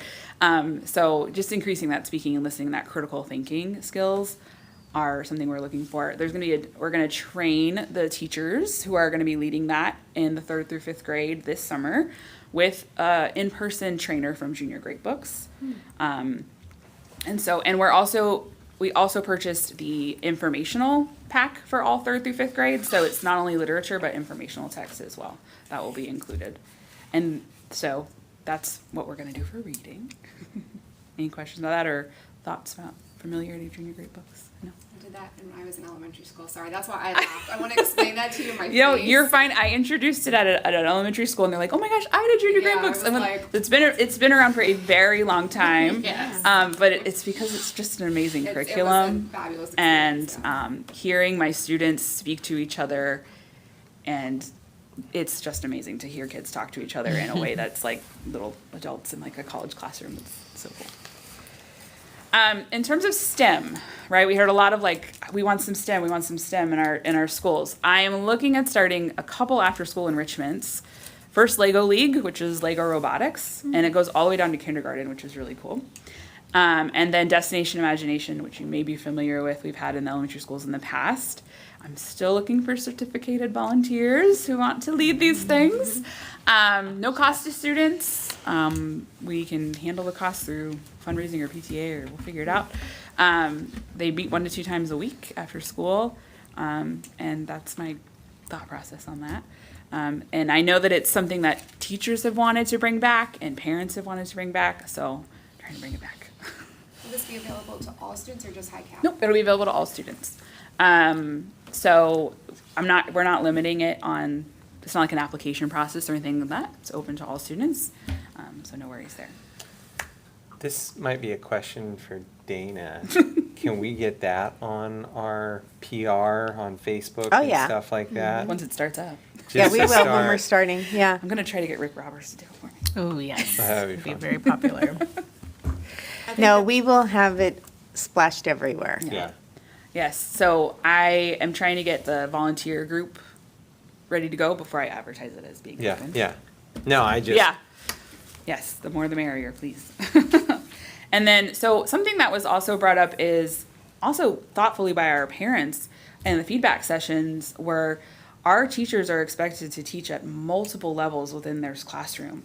Are they being supported? Do they have the professional development to do that, you know? And I wanted to enrich that as well. So starting next school year, we're gonna do 2 different professional development kind of tracks. One is a project-based learning book study that is highly, highly suggested. And it is very much like, this is what you can do tomorrow in your classroom for project-based learning. It's very concrete, hands-on things, and that'll be offered kindergarten through 12th grade, grouped by campus. So I'll have a Belfair group doing the book study, a Sandhill group, middle school, high school group, so it'll be across North Mason. And then we'll do weekly sessions of reading the chapters, and then I want to have monthly like follow-up sessions so people can bring ideas or, hey, I'm struggling with this, how can I make this work in my classroom kind of thing, to keep that professional development going. And then a second professional development track I'm looking at is just a high cap strategy sessions. We did this with GLAD, called GLAD Breakfast, where you kind of learn a strategy and then you go and implement it into your classroom. And I want to do the similar thing, but for high cap strategies, because high cap teaching strategies are actually great for all kids. So it's not just for your high cap students that those teaching strategies work. They work great for all kids. So kind of learn a strategy, let's implement it, let's come back and talk about it. Let's learn another strategy, let's implement it, let's come back and talk about it throughout the school year. And again, also open K-12. I already have a lot of interest in both of these. I sent out surveys already. So those are up and running. And that is it.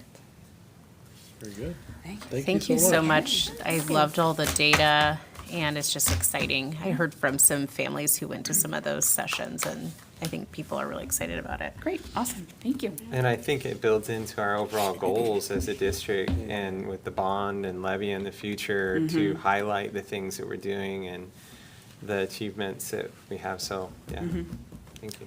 I appreciate you breaking down the categories on slide 15 instead of just lumping and saying no and with.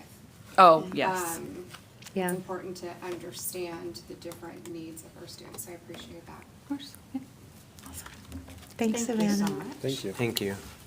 And Deanna, this wasn't really for Savannah, but the things that she has on slide 23, that would be, again, not just, I think that's important for all our students, not just students who are identified as high cap.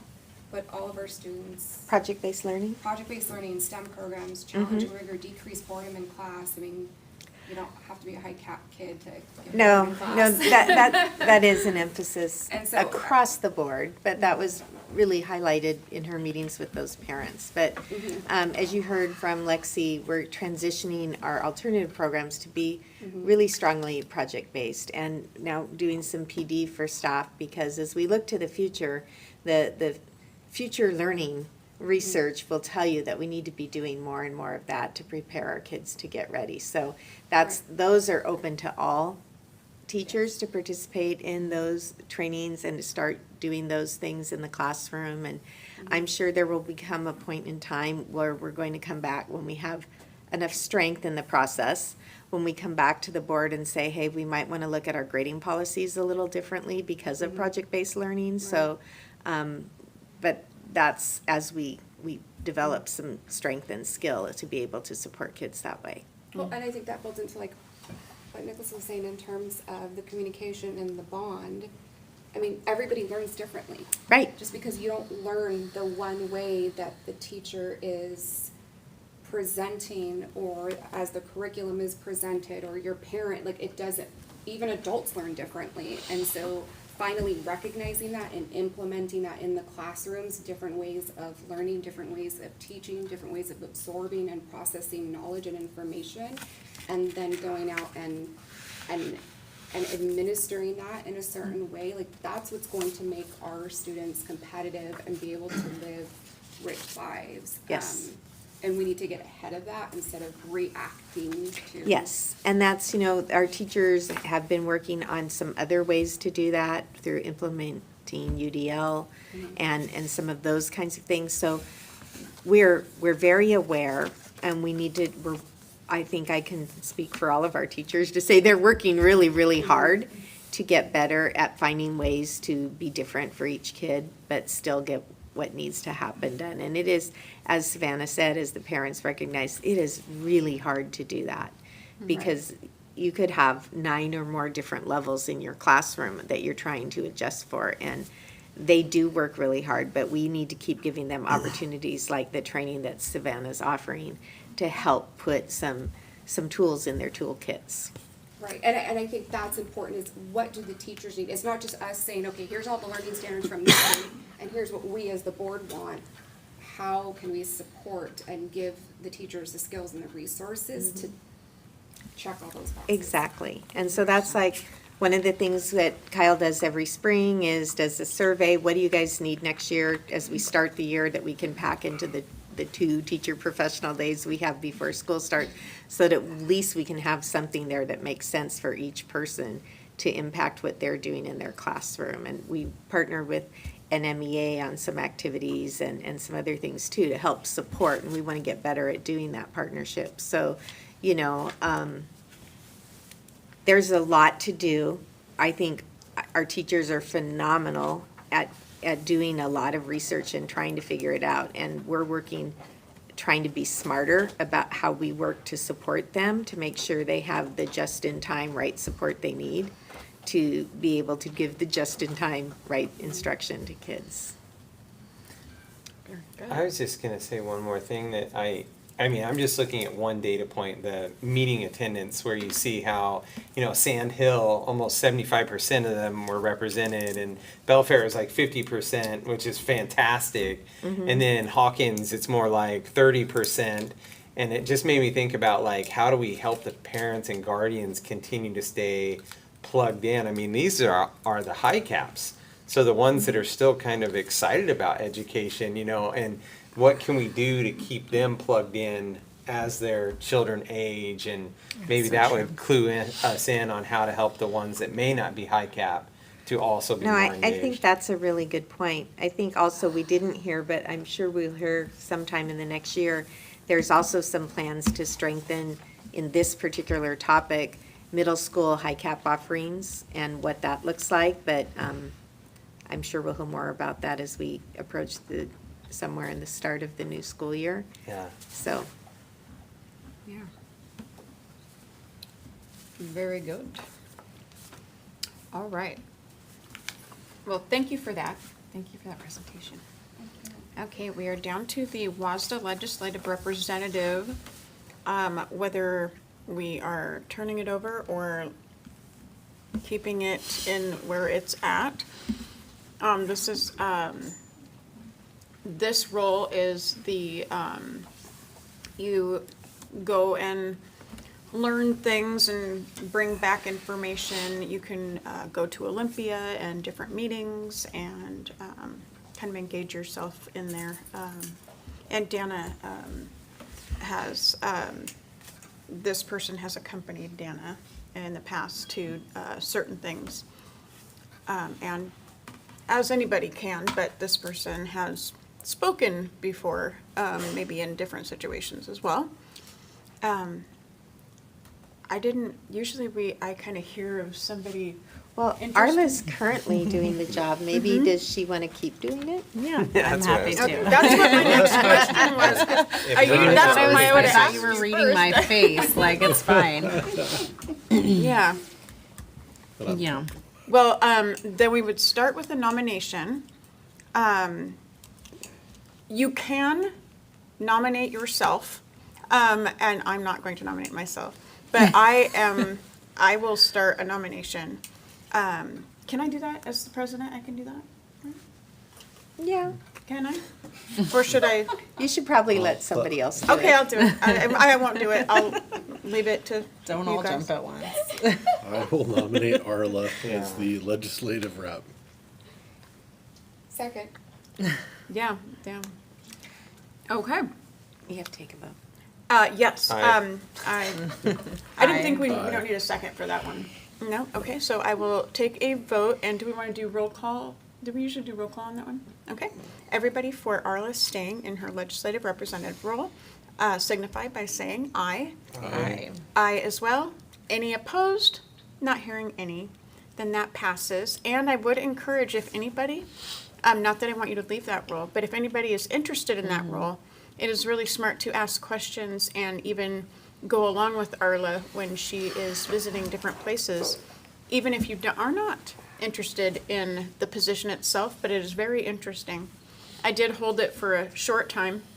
Well, no, I held it for a year. I did not get to move around and do things. I think it was actually during during a COVID. COVID time. So, but very informative, and you get to do some neat stuff. So, welcome again, Arla, to the legislative representative role. Happy to do it. Yeah. And do we have any kind of like backup, so if you're like on vacation and you want to just focus on family or something like that? Yeah. And Well, in the past, so essentially with this role, just describe it, it's every school board has a legislative rep for, WASDA, and WASDA sends out supports. And so it's like anything, you give it, you're going to get as much as you put into it. So there's monthly, especially during legislative sessions, there's monthly happy hour, like Zoom calls, there's different meetings you can attend, there's, you just get sent a lot of information. And I would say the main events to attend is there's a general conference that WASDA has in late September, where they really fine tune what they as an organization, their priorities, and they take votes on from the different school districts. And so each school district ideally has a delegate to that conference, and it's been virtual during COVID, but it's part virtual, part in person. And I've attended it virtually, but there have been times where, there was a year where I was like, John Campbell, our previous director, was a ledge rep for a long time, so he was familiar with it, and I wasn't able to do it for one of the days. And so he hopped on my behalf, and I would just share that with any of you. Hey, would anybody like to be the delegate for conference?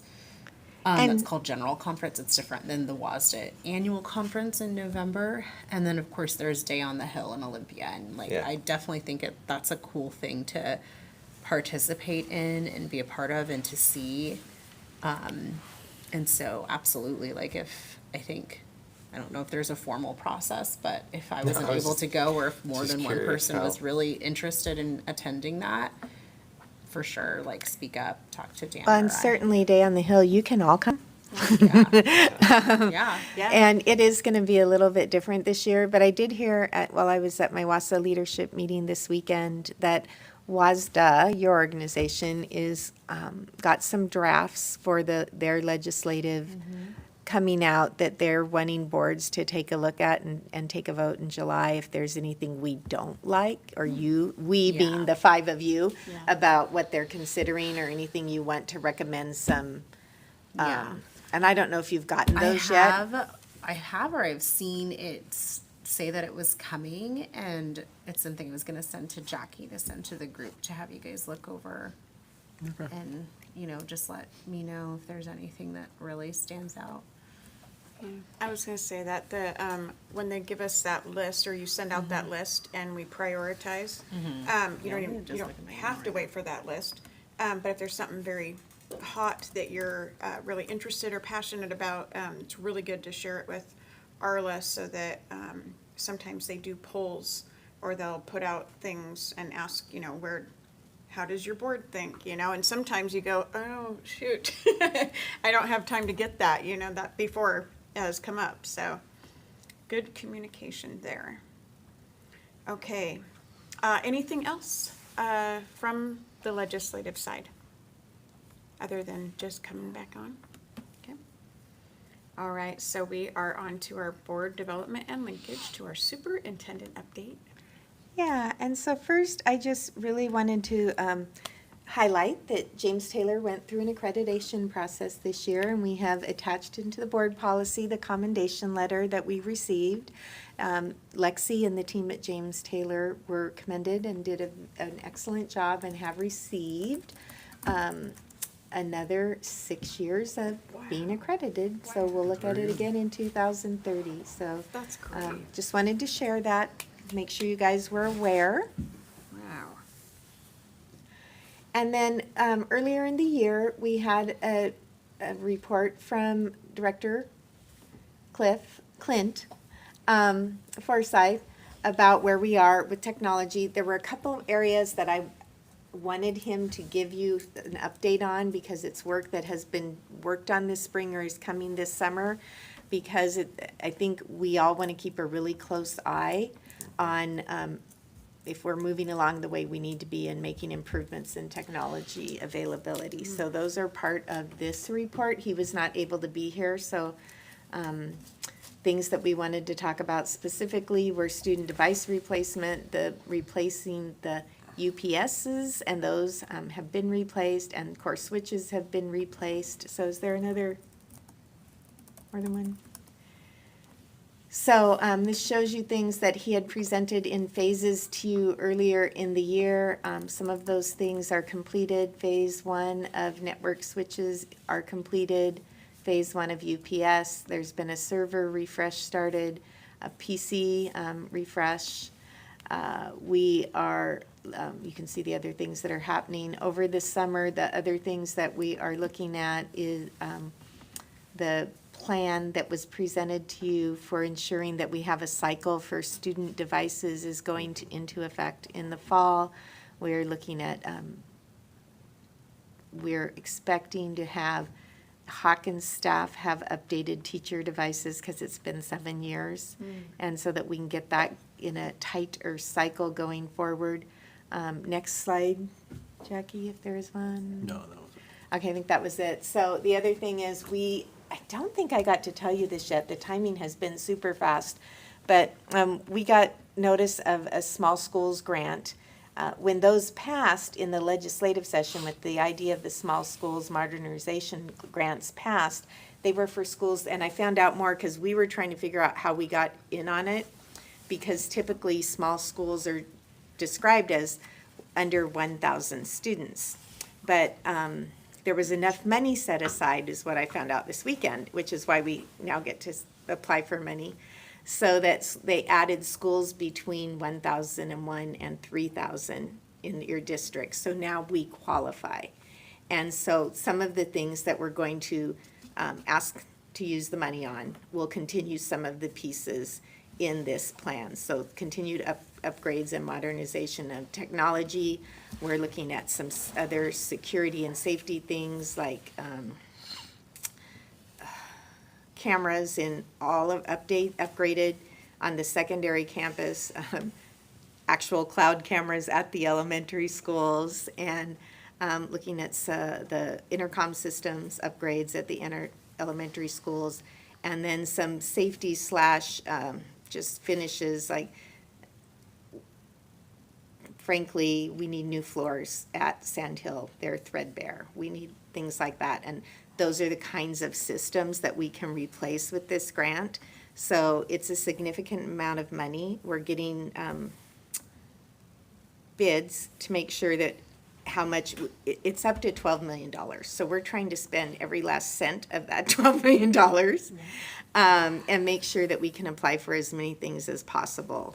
And then also, I believe, getting that free money to do upgrades that are desperately needed in our buildings really shows our community that we are looking for other ways besides asking them to vote money to do things. When we put that together with the grants that we've already received this year to do the upgrades for safety and security down at the portable and the other things that the food service, that just shows that we are looking for other funding sources than always asking our community for money. And I hope they'll appreciate that. And we want to, when we get that money and start getting to do those things, we want to make sure they're aware of where that came from and how we got it, so. Yeah, the only comment I'll make on that is I would like to see us look at some as-a-service options out there, so we aren't constantly refreshing. That's part of the service that we're paying for. Yeah. Is refreshing the assets, so we're not on this constant cycle of having to go out and spend money, where we can just pay somebody and it automatically gets updated as part of that as a service. Yeah, and that's kind of what we're thinking. Instead of buying all new everything, just like we do with our printers, like Yep. with our cameras, can we just lease all of those and that kind of thing, so. So that's a little bit of update there. I wanted to give you just, I've talked to you before, you know we are doing this POSSUP tool. Some of you probably have answered a question or two. So I just wanted to give you kind of a high-level overview of what we found out for the year. And so this is a page from the year-end report. I was going to just, I really can't share it with you. It's that protected, so I had to cut and paste everything to get it on here. But I would be happy to sit down with anybody and go through all of the pages. But we ended up having, for the year, a total of 1,520 active contacts. Of those, 37.1% responded to at least one query. I looked at the inactive contacts this morning while I was waiting for my flight, and a lot of those were people who had answered one or more times and then said, I'm kind of done for the year, I don't want to answer any more questions, and so they may come back next year. And so it kind of shows you by school what our response rate was. So it was right between 35 and 40% across buildings of those families that signed up for the service. Because remember, we had POSSUP sent out a test asking people if they wanted to get the text to get them signed up, because we get a report from them. It's their data, it's not ours. And then they do a sentiment score, and it's a 3-point system, and it's based off of, what your percentages are. And you'll remember there, yes is the dark teal, the sky blue is mostly, no is gray. And those are the different the different columns are Belfair, Sand Hill, Hawkins, North Mason, James Taylor. So you can those are their yearly averages.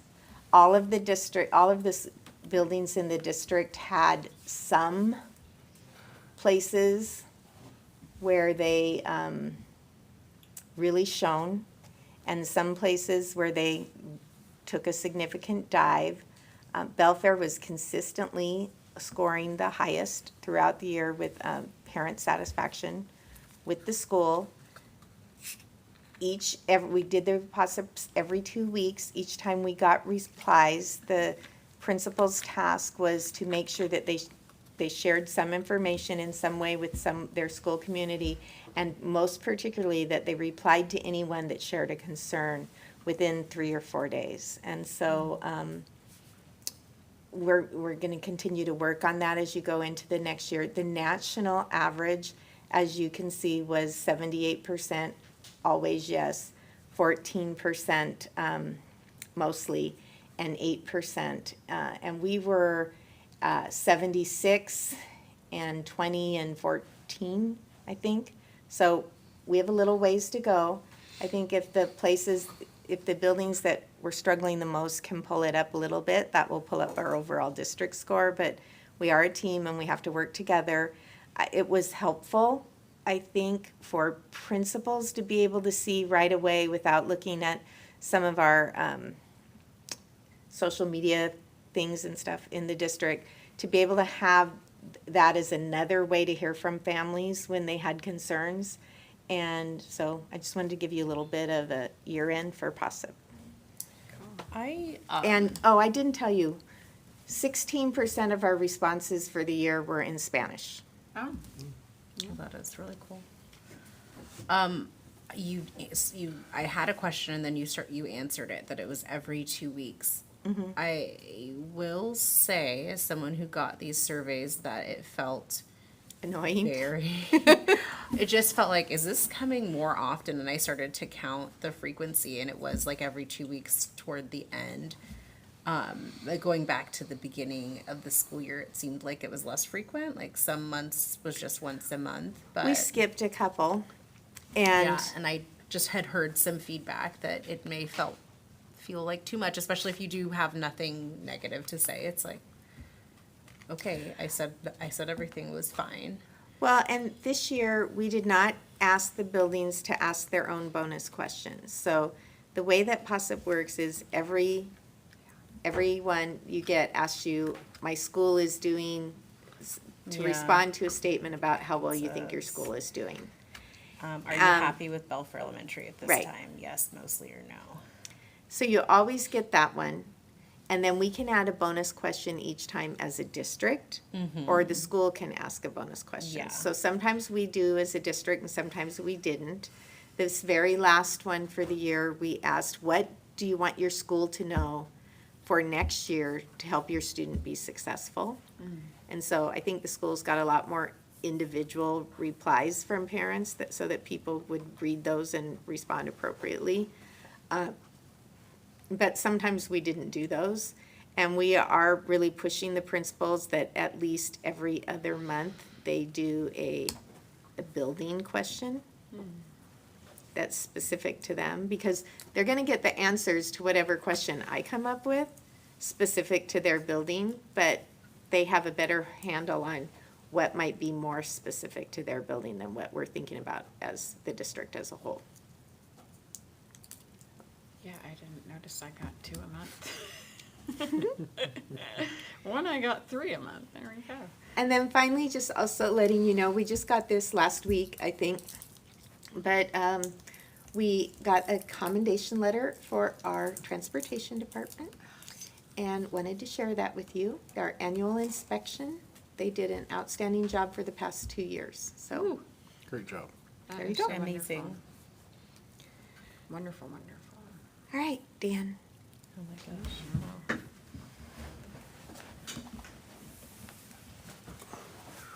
So Is it you gonna keep guys the are doing same good. POSIP number? Is it gonna be the same? I need to save it. Good evening. So I would like to present our budget status report for the month ending May 31st, 2024. Beginning with our other funds report, our fund balance and capital projects, we ended with $250,501. And that's a decrease of $19,810 from the month prior. In our debt service fund, our fund balance at the end of May was $1,898,407, a decrease of $103,211.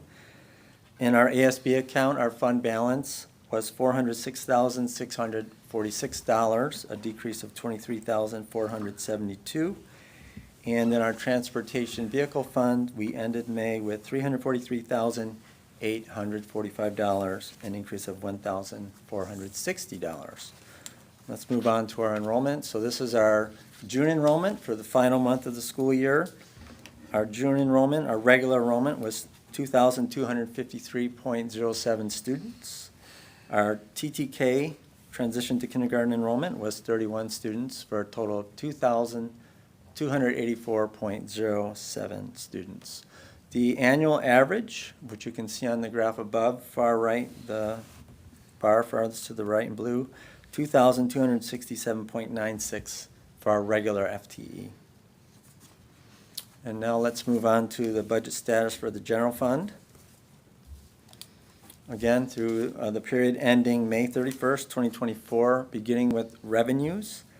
Our total revenues percentage actual year-to-date through May was 71.39%, really close to the target of 73.94. For local sources, we were at 95.47%. That's really our taxes collected, and those were on schedule, so that's why we're up there in the high 90s. We had projected we'd be at 95.17. State sources, revenues, we were at 70.31%. We had projected we'd be at 71.51. And for federal sources, we ended May at 54.52%. We projected we'd be at 72.93. Our apportionment through the end of May totaled $17,003,813 at that point in the year. And our local property taxes, $3,641,724. So let's move on to the next slide, please. So this is the big picture of our revenue. So we had budgeted $42,395,047. Our current year-to-date general fund revenues at the end of May were $30,264,630, which is about $1,083,000 below our projected $31,348,547. Let's move on to general fund expenditures. Our projected year-end balance as a percentage of our budgeted expenditures at the end of May was 7.41%. Our total expenditures year-to-date percentage, 73.76% of what we budgeted for the year. We projected we'd be at 75.13. Salaries and benefits actual year-to-date, 72.41%. We projected we'd be at 73.69. And our basic ed expenditures were at 70.39%. We projected we'd be at 75.75. Our top 10 expenditures through May include basic ed at $14 million plus, district-wide support almost $5 million, special ed about $4 million, transportation $1.7 million, and so on. That just gives you a big picture of our top 10 revenues, which make up 94.53% of our total revenues. Let's move on to the next slide, please. So for expenditures, did I say revenues before? I meant expenditures on that last slide. Yeah. Those are our top 10 expenditures. Our total expenditures that we budgeted for the year, $42,495,683. Our current year-to-date general fund expenditures through May totaled $31,638,499. And our projected year-to-date general fund expenditures, $32,227,100. So our expenditures to date are about $588,000 less than what we projected. This next slide shows our month-end fund balances across the year. So our May fund balance was $2,860,001. And we have to keep in mind, in the month of May, we receive our smallest percentage of apportionment. It happens twice in the year. In November and in May, we only receive a 5% apportionment. Keeping in mind that if we had an equal percentage across the year, it would be 8.33% each month. So it varies throughout the year. May is 5%, so we got a smaller apportionment, which does affect our fund balance. Looking forward for the remainder of the year, in June we get a 6% fund balance, July 12.5%, and August 10%. So that, along with closing out some grants and claiming getting reimbursed on some grant funding in the next couple months should help our fund balance as we finish up the school year. Our May 2024 month-end fund balance shown in the table below, as I mentioned before, was $2,860,001. And at that point in time, at the end of May, our projection was that we'd end the year at $3,178,761. Let's move on to the next slide, please. So here in the summary, in the table on the right, at the top, you can see our revenues. Current year-to-date revenues, $30,264,630 compared to the annual budget of $42,395,047. That shows that we're at 71.39%. And I like to compare to the previous year to see, are we kind of following the same trend? And if you look back in the table on the left, at this point in time, we were at 72.81% of our revenues. With expenditures below, you can see that our current year-to-date expenditures were $31,638,499 of our $42,495,683 budgeted, or 74.45%. And compared to last year, same point in time, we were at 74.73%. So our spending patterns, our revenue collections are following along the same kind of pattern as it had in the previous year. Our fund balance, again, is shown here at the bottom, $2,860,001 on May 31st. So that concludes our budget status report. Yes? Do we have a line on here that shows where it shows on the county card that state money that comes out of the property tax, but do we have a line on here even though we don't get No. anything? We get a very small amount, but I no, mean- we Yeah. don't, that doesn't align with the lines on the state, no. Okay. On I was the- just, I- in order for people to see that, Yes. how else do we show them that? That's That would right. be like the Yeah. only place to show it. Yeah, we can't, I don't think we can show it on this. We'd have to ask for some expert advice. That on is an interesting question, though, and, it's something I can look at to see, what part of that I think eventually people wanna comes back to understand the that school better. district. And I think, it really ties to enrollment and our apportionment as Yeah. a kind of a Yeah. percentage that way. Yeah. Yeah. Slide 2, why is the percentage of federal sources, why is there such a big gap between the actual and the Yeah. projected?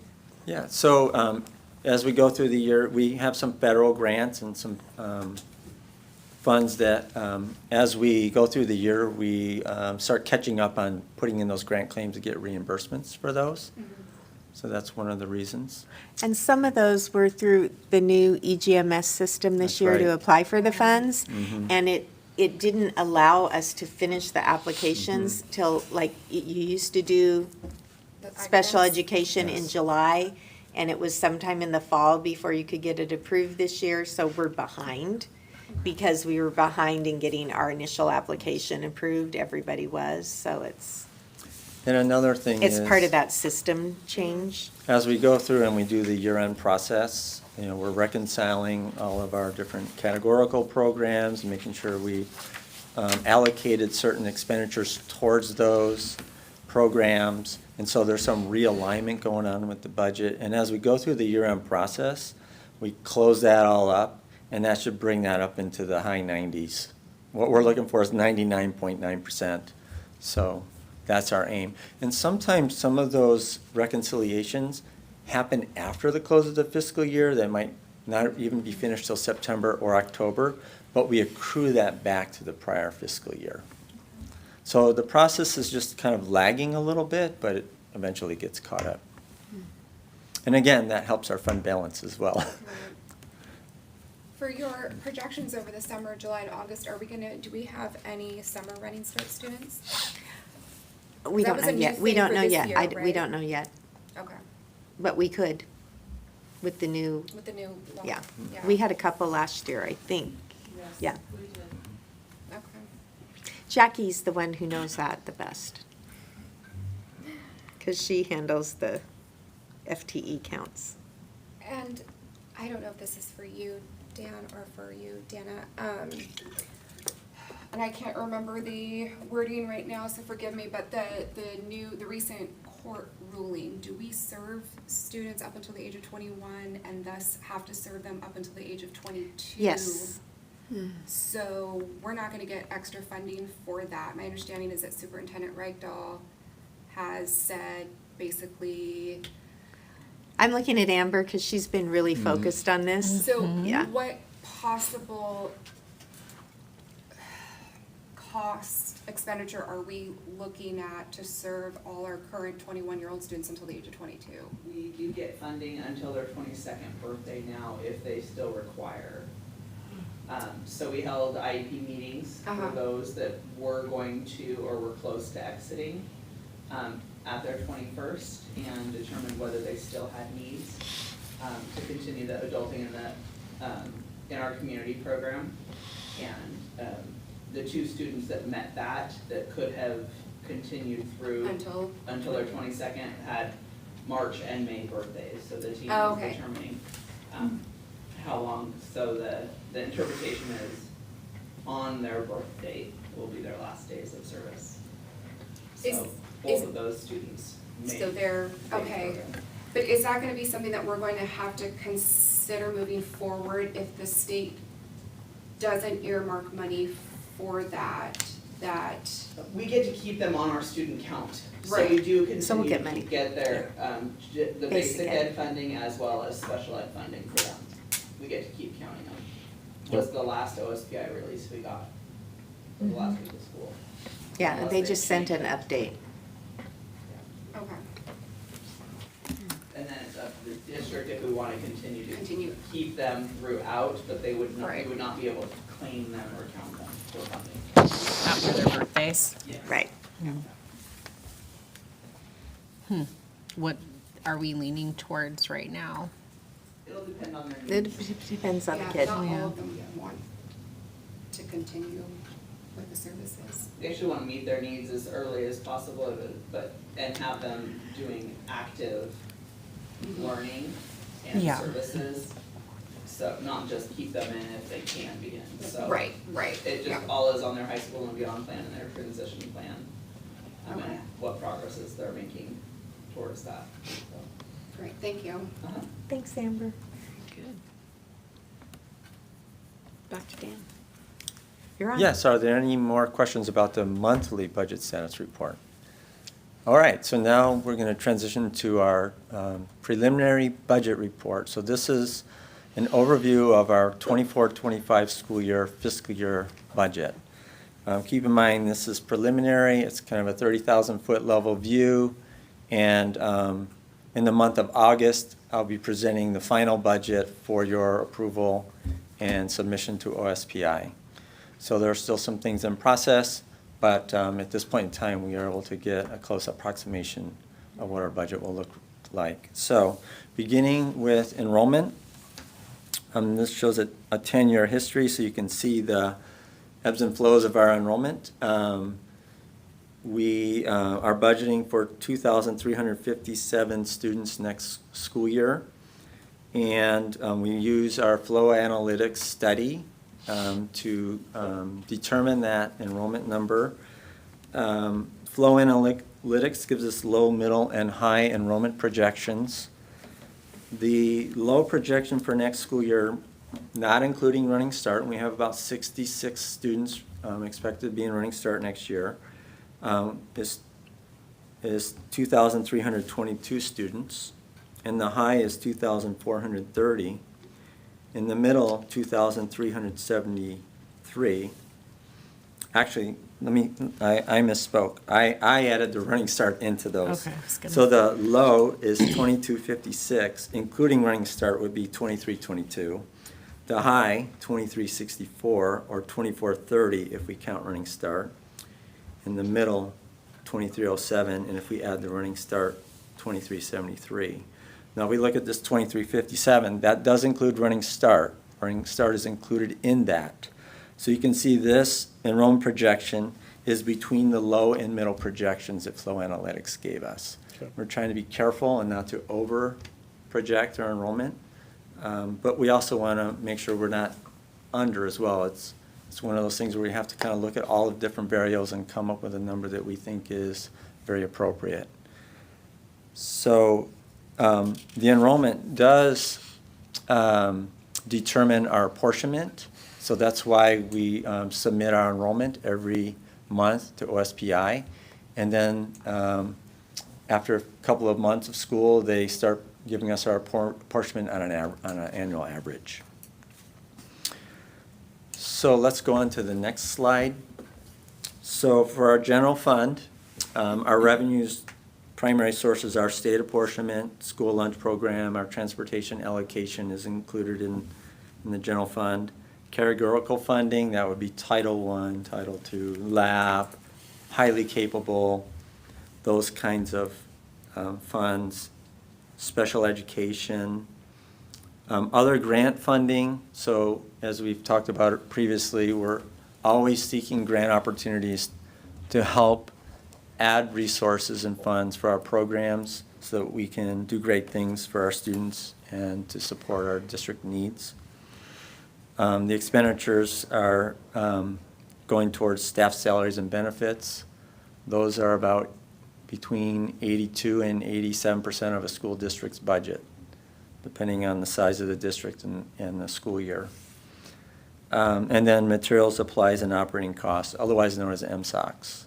So those are pretty self-explanatory. It's all the other things to run the operations of a district, from purchasing paper to fixing things to paying for purchase services and everything in between.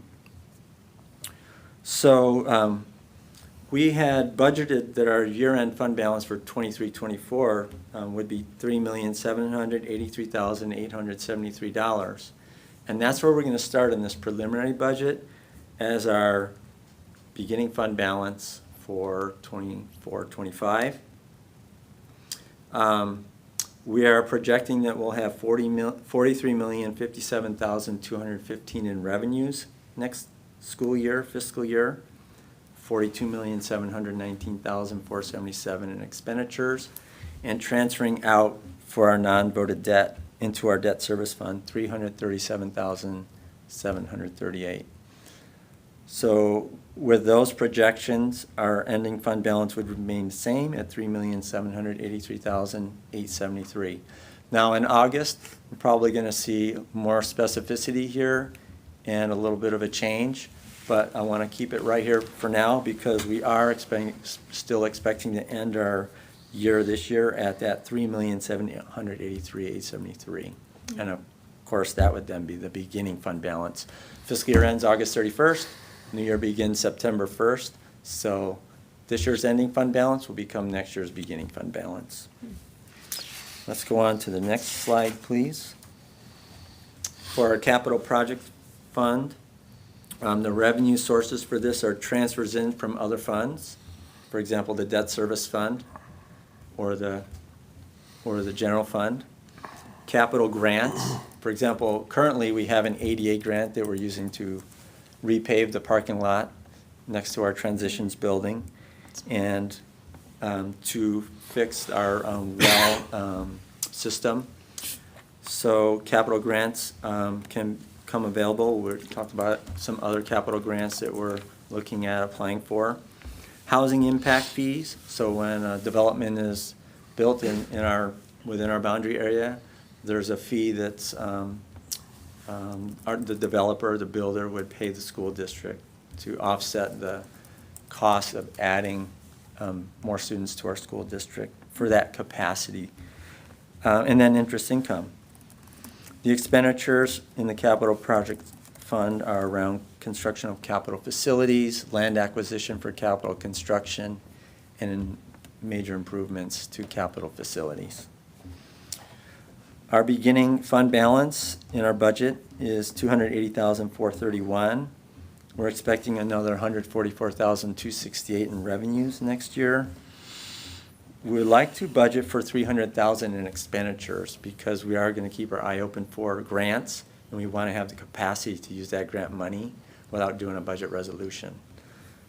And then that would give us an ending fund balance of $124,699. Let's move on to the next slide. So our preliminary budget in the debt service fund. Revenues here include local property taxes for our bond, timber excise taxes, general fund transfers, and interest income. The expenditures are paying the principal and interest on our voted and non-voted debt. If you remember the non-voted debt, the funds for paying the non-voted debt are transferred from the general fund into the debt service fund so that we can do that. The beginning fund balance for next fiscal year is $2,011,025. We know what our debt is, so we can be very precise with this. Our principal and interest costs for next fiscal year are $2,120,421. I'm sorry. Our revenues that we're collecting, $2,120,421. And then our expenditures, that's the principal and interest, $3,234,719. And that will give us an end fund balance of $896,727. And then moving on to our transportation fund.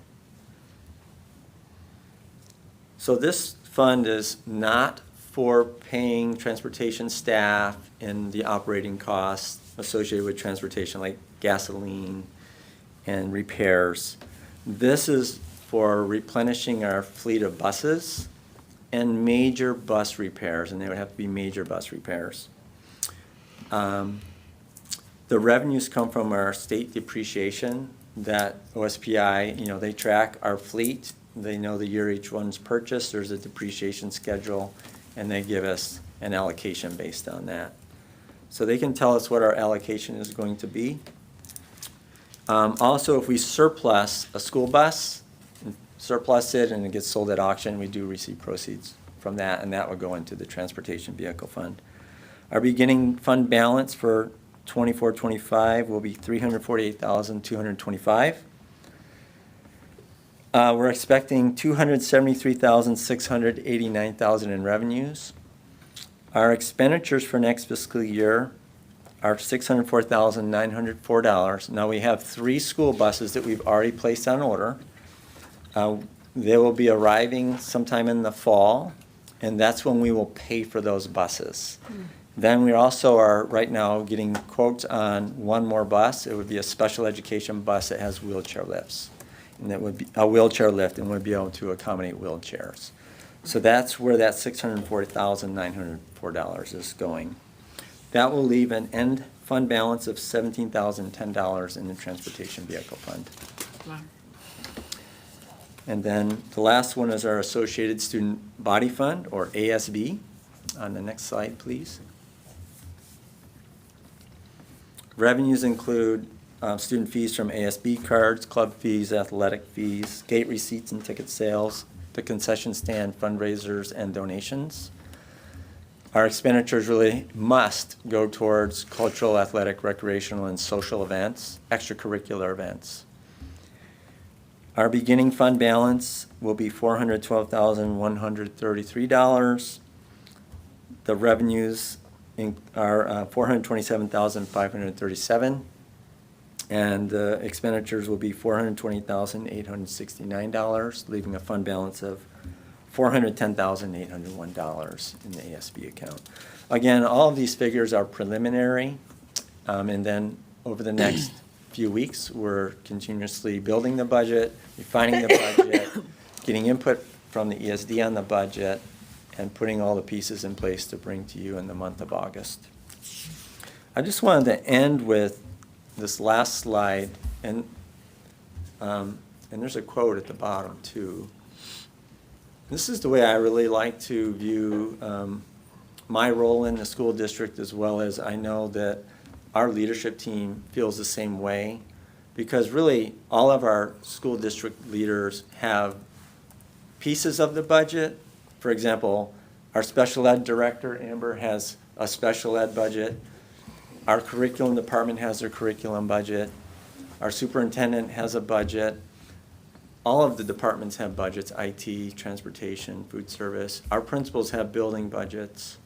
And one thing that we really want to do is put our values up front so that when we are looking at our resources, we're thinking about how we can use our limited, and there are $43 million doesn't, it seems like, okay, that's a lot of money. But when you're talking about a school district this size, it is limited, and we have to be really, really careful. So we really want to always emphasize and really put up front and focus on what our values are, what our goals and dreams are, what our aspirations are, and really think how we can manage our budget and use our resources to meet those goals and to not be wasteful. And I think we've been really good at this. And of course, there's always room for growth. And there are sometimes challenges that make this really, really difficult. But this really is very important to me, and I think I can speak for all of our district leadership. And I think even district staff all around understand this, from our mechanics and bus drivers to all of our teaching staff and everybody else. They understand this. I think everyone really understands that we can't be wasteful. I think everyone understands that any funds we have really need to be in support of our students. And that really has been important here in North Mason, and I think it will continue to be going forward. And with the 24-25 budget, that's certainly going to be an emphasis. So I'd like to just close with that and see if we have any questions. Thank you. Thank you. Dan? Thanks, Dan. You're welcome. Coming on up for our curriculum director, Kyle. Hello, good evening. Thank you all for having me here today. I'm excited to talk about a different process we went through when it comes to our curriculum selection, and also give a data update. You've all received a lot of data from us throughout the course of the year. We've got kind of our returns on our math assessments that we've taken in the spring, and I just wanted to give each of you just kind of a quick look at where we were at, how we finished our math this year. So the first slide is the FastBridge Early Math. So this is our universal screener that we do 3 times a year. This is just done kinder and first grade, and it shows a pretty good increase by the end of the year that our students had. So we had about 9% more of our kids above the 50th percentile in kinder and first grade across the 2 buildings. In grades 2 through 8, so this is roughly 1,000 students over the course of the year. Just give a quick look at where we started at 34% above the 50th percentile and finished the year with 36% above the 50th percentile.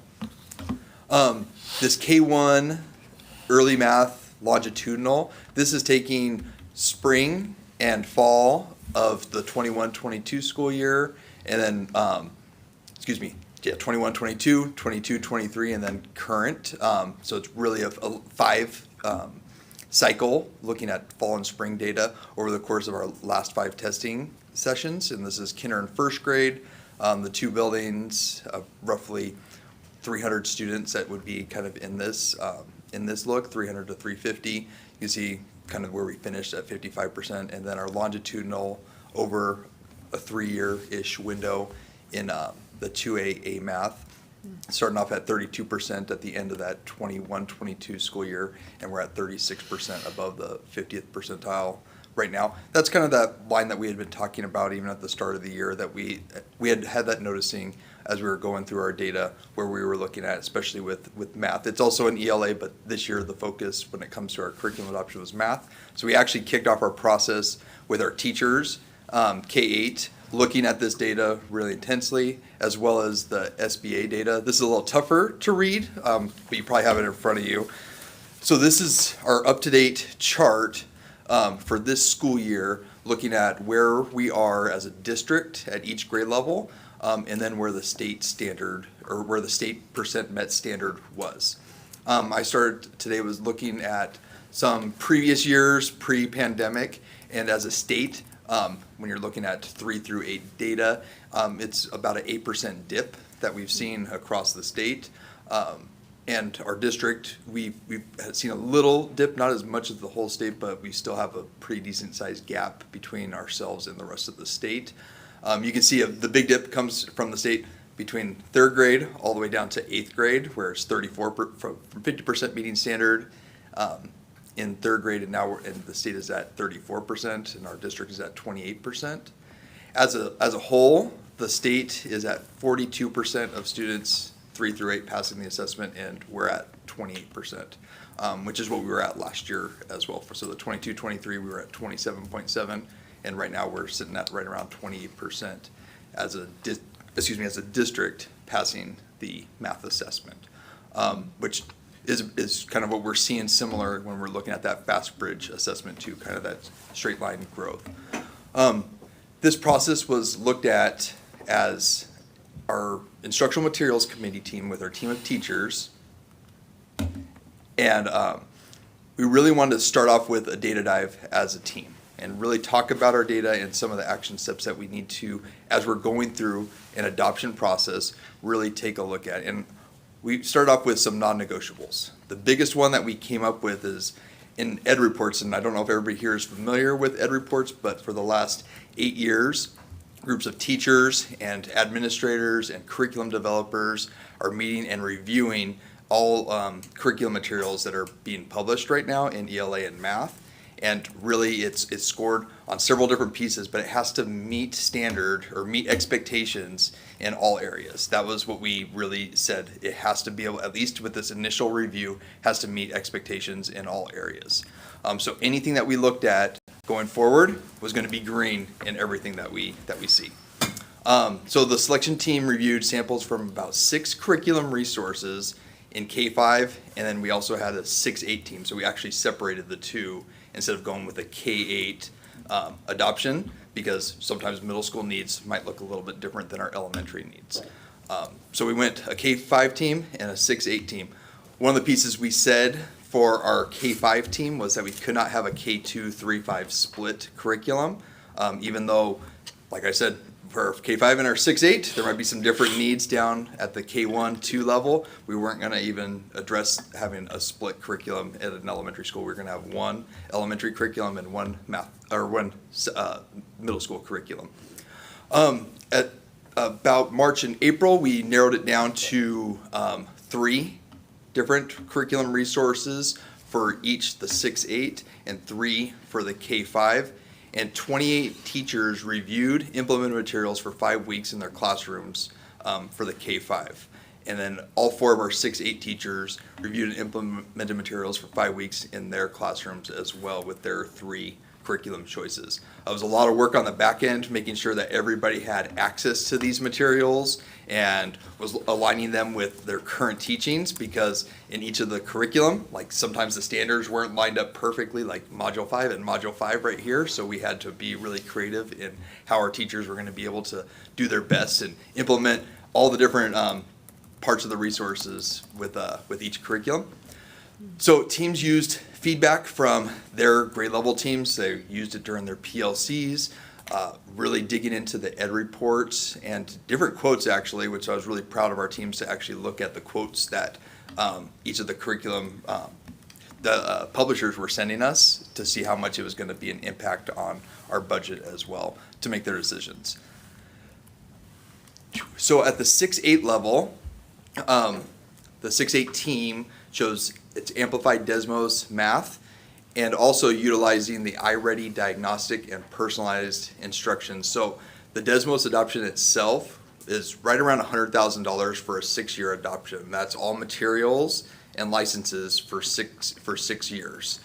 So we pay a little bit more up front to get that 6-year adoption. But it also includes, or for $17,200, 2 years of professional development. I had heard some discussion about here, like making sure our teachers have the professional development they need. Well, if we're going to adopt a brand new curriculum that they are utilizing, we want to make sure they're getting some beefy professional development. So really what that's going to look like is one of those days at the front of the school year, those foundation days, is dedicated to this new math curriculum. So what it all kind of comes out to is $136,138.60 total. And we will review the iReady diagnostic after 1 year to see if a longer quote is necessary. The K-5 team selected iReady Classroom and Diagnostic, and I got the figures right there. It's a $335,477.40 total when you add up the manipulatives and the 6 years of professional development that would go with this. There's a lot more teachers at the elementary level than our middle school. Right now, at middle school for math, we have 4 teachers. So when we were looking at different quotes for professional development, let's start with a 2-year, and then as we get new teachers coming on, then we can bring on more throughout. But we know as far as like elementary, we're going to consistently have brand new teachers, so PD is going to be essential for that entire 6 years that we are making this adoption. And then right around $23,000 for the manipulatives that go into it. All right, so $471,616 is what this came out to be. The initial budget that was set when I started this journey at the start of the year was $700,000 for the two. So looking at K-8, it was $700,000. Once in December, January, I started getting some quotes and some ballpark figures. I wanted to lower it to $600,000, knowing that we want to be conservative in our spending, but still also select materials that are going to support our students in the best possible way. So after the teams look through these materials, so we're looking at how much it costs and saying, okay, we stayed well within our budget. Both of the materials, the iReady Math for K-5 has the highest Ed Report score ever. Actually, it's the only elementary curriculum with a perfect score. And so they're rating on a lot of different pieces, the focus and coherence, the usability. There's sections in there as well that kind of go over including all cultures and bringing in different pieces throughout the entire curriculum. And it's the only elementary curriculum that had a perfect score when going through all of those. So the one that we are asking to adopt has the best score out of any elementary curriculum. And then the 6-8 Amplified Desmos, there's a couple curriculum in the 6-8 that have perfect scores, and Amplified Desmos is also one of them.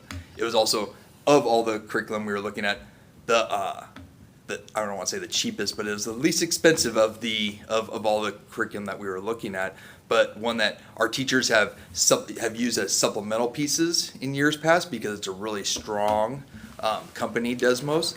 They've actually merged with Amplify, which is something I'm more familiar with, a publisher that I'm more familiar with because of their work at the elementary schools. So it just seemed like a really good transition into bringing in some technology into it as well.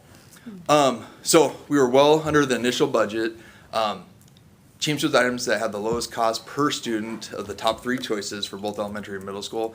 And truthfully, like what has been said earlier, especially talking about our high cap, the professional development, I think our teachers got to a point during this that they said that PD is probably one of the most important parts of this whole thing, is having that intentional professional development that's ongoing for years to come, getting that in the quotes and having our district as a team make a commitment to some of those pieces. I think that was really helpful for our teachers to hear. So I know this was a different process than in probably years past as far as presentation to the board when it comes to like the curriculum adoption. But I wanted to get out here in front and just share just some of the pieces. Our teachers, what Dana has said multiple times today is we have some wonderful people working with kids. I got to really work hard with our teachers on this process, and I learned quite a bit. The scores I showed you at the beginning, I showed those exact same scores to our teachers. They're not happy with them, and it's not because of a lack of effort on their part. And they want to be able to focus on a lot of good things. So getting the professional development, getting the best materials for them to be able to use with our kids for a 6-year period, we thought was essential. So in each piece, it was almost a unanimous decision for our teams when choosing the curriculum as well. So I just wanted to get everything out there in front of you and take any questions. I know there might be some questions based upon the data or some of the processes, so I'm here. What were under the key work, you have North Mason non-negotiables? Oh, okay. What were those? So that was a generated, let me get back. That was a generated list. Number one, so we started off with a district level. I said it has to be green in all 3 areas of ed reports. It has to, for all the gateways, it has to be green. And then the teams kind of developed some of the pieces as well. So for example, at the elementary levels, strong manipulatives was one of them, like being able to utilize some of the manipulatives, having some different forms of collecting data and in assessment. A strong technology component was another piece, and then being able to engage, engagement was a big piece. Like you had to be able to look through the workbooks and then have the online component that was going to engage kids. Those were just some of the examples that they gave. Good.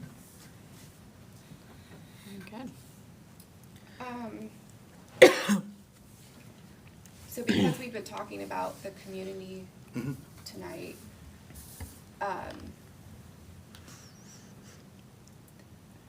these test scores, I could see how looking at districts around us, how some people want to get punitive with districts when it comes to passing levies. So it's concerning to see, and I know that these types of tests don't reflect everything. There are so many reasons that can go into a test score being what it is, whether it's high or low, and we all know what those are, but our community may not understand all of that, and to see these scores and say, why are you asking for more of my money? And these are the results that we're getting for our students. Is the hope that the curriculum and the PD and other factors will raise these scores, or? Yes, and I want to add to what we just said right there. So coming with the iReady diagnostic that we are looking at for the K-8, there is a much stronger correlation to the Smarter Balanced assessment when we're doing that as our universal screener. There's actually almost like an 88% and 90% correlation to the Smarter Balanced assessment with the particular iReady diagnostic. So actually the FastBridge that we've been showing up here, we won't be using that for math next year. We're gonna look in the iReady diagnostic, which has personalized instruction instruction with it as well, so that it's really geared towards the Smarter Balanced assessment, just that piece right there, and what filling in the gaps that the kids might need based upon that screening data. So I would say that's definitely the hope. And it's, some of you may have heard iReady before, but it started off mostly as an assessment, and they've kind of built the curriculum around it, which is a really cool way to take a look at it and really try to align with the Smarter Balanced teaching and learning that goes along with it as well. I think, that's definitely a hope that we would see increased test scores. I mean, that's not the whole child, we know that, but we want to build up our kids the best way we can. I think that when our teams took a look, these were definitely the top 2 that kind of spoke to everybody. And I mean, I don't expect us to teach to test, like that's not the route we want to go, but a lot of it, like the SBAC, parents and guardians, family members get those tests directly. Yep. And some, like personally, I was always like, hey, is my kid just going up? That's all I care about. Are you just getting better? But for some, or it's jolting when we have students that are getting really good grades, and it's like, oh, but you're at a 30%. Like, there's that disparity then between the grades that are being earned by our students and then the test scores. And for those that are not in education, I think seeing this information is very daunting and can create some confusion. Does that make sense? Oh, I 100% agree with everything you just said. Yes, like how I look at it is we teach through the test. We know the standards that are on the assessment. We know what the test really looks like, but we don't just teach to that. That's kind of like our rubric and everything that we're teaching. So we got more work to go than just our curriculum that we're adopting. There's a lot of teaming across grade levels that we started a lot last year, with them prioritizing their standards and really starting to dig into some interim assessments and really talking with their colleagues about how they're best going to support each and every kid. So yeah, like you just said, like they could, when you're talking grading practices, they may be passing, but they got a level 1 on the assessment. So having that disparity can be confusing. Thank you, I appreciate it. You talked about iReady being kind of originally as a diagnostic tool, and so we're using the curriculum and diagnostics. Other schools may be using just the diagnostic aspect. Or just the curriculum, yes. Like Yeah. a lot of our neighbors right now are using the diagnostic assessment, and some are actually now adopting the curriculum to go along with it. It's one of the, I guess, fastest growing curriculum in our area. So when in it a comes sense, we may have, whether this benefits to your point or not, we may have more of an apples to apples view of some of these things moving forward, but it may, anyway. Yeah. Okay, thank you. Yeah. Okay, so we need a vote? Yeah, I make a motion that we approve and adopting the K-8 math curriculum as presented by Kyle Ellis. Any discussion on that? Okay. Go Under order. budget too. Yeah. That's great. Not hearing any. Then all for adopting the curriculum. Aye. Signify by saying aye. I jump I ahead as a little well. fast there. Ready. And any. I thought you already voted when I said that. Yeah, any opposed, late. not hearing any, that passes. Thank you so much for that. There's nobody Thank here you, to be Kyle. paid by that. Sorry, guys. So it's, yeah. Hey, if you read the next thing, great, you don't have to, but I wanted you to see, I signed on to a letter. My friend Dan is asking all of us to sign on, Dan at WASA as superintendents. We are getting very aggressive with the governor's office, with OFM, with Reichdahl's office this year because we got ignored so much in the funding area, particularly in the last year. And the polls that are coming out, the Elway polls, which are supposedly the best ones about sentiment of voters in the state, say, you know, schools are not even on anybody's list of anything to worry about, so then the legislators think they don't have to. We believe that's going to change in this next session, but Reichdahl last year came out with what he wanted way in advance without talking to anybody, and so we decided to get ahead of this year. So WASA wrote our agenda for the legislature and adopted it in March and April. Our representatives have been meeting with Reichdahl's office, with other key legislators, presenting our legislative agenda. This letter is just another step in that. The OFM, Office of Finance and Management, works with the governor's office to create the governor's budget. So we said, before you start working on it, put our 3 priorities in the budget. And we were very specific and called out how much money they need to put in to fully fund special education, to fully fund transportation, and to fully fund MSOCs. So I have signed on. I'm hoping all other 294 superintendents do. But this is just another step in, we're going to be a lot more aggressive. We're going to invite you all with us as we try to have more often and more pointed conversations with our legislators and anyone else who will listen about the problem. But you know, one key example in the area of MSOCs, 5 years ago, our bill for insurance was roughly $300,000. Unless we win our little conversation about they're charging us too much this year, it's going to be $800,000. And that's too much for anybody's insurance bill to grow in 5 years, especially when we haven't cost them anything. We may someday, but we haven't yet. So anyway, I just wanted you to be aware that I signed on to the letter. Thank you, Dana. Thank you. That is disheartening all at the same time. Thank you for the information. All right. We are down right here to this legislative representative report. is this the? That was the letter. That was the letter. Okay. I And do stole you our, have I anything stole our else? list spot. No, I did look up that it will be July 1st that the handbook comes out for WASDA for the priorities, so we'll send that out. We'll look And for be that. thinking about if you want to go to November's conference and let Jackie know.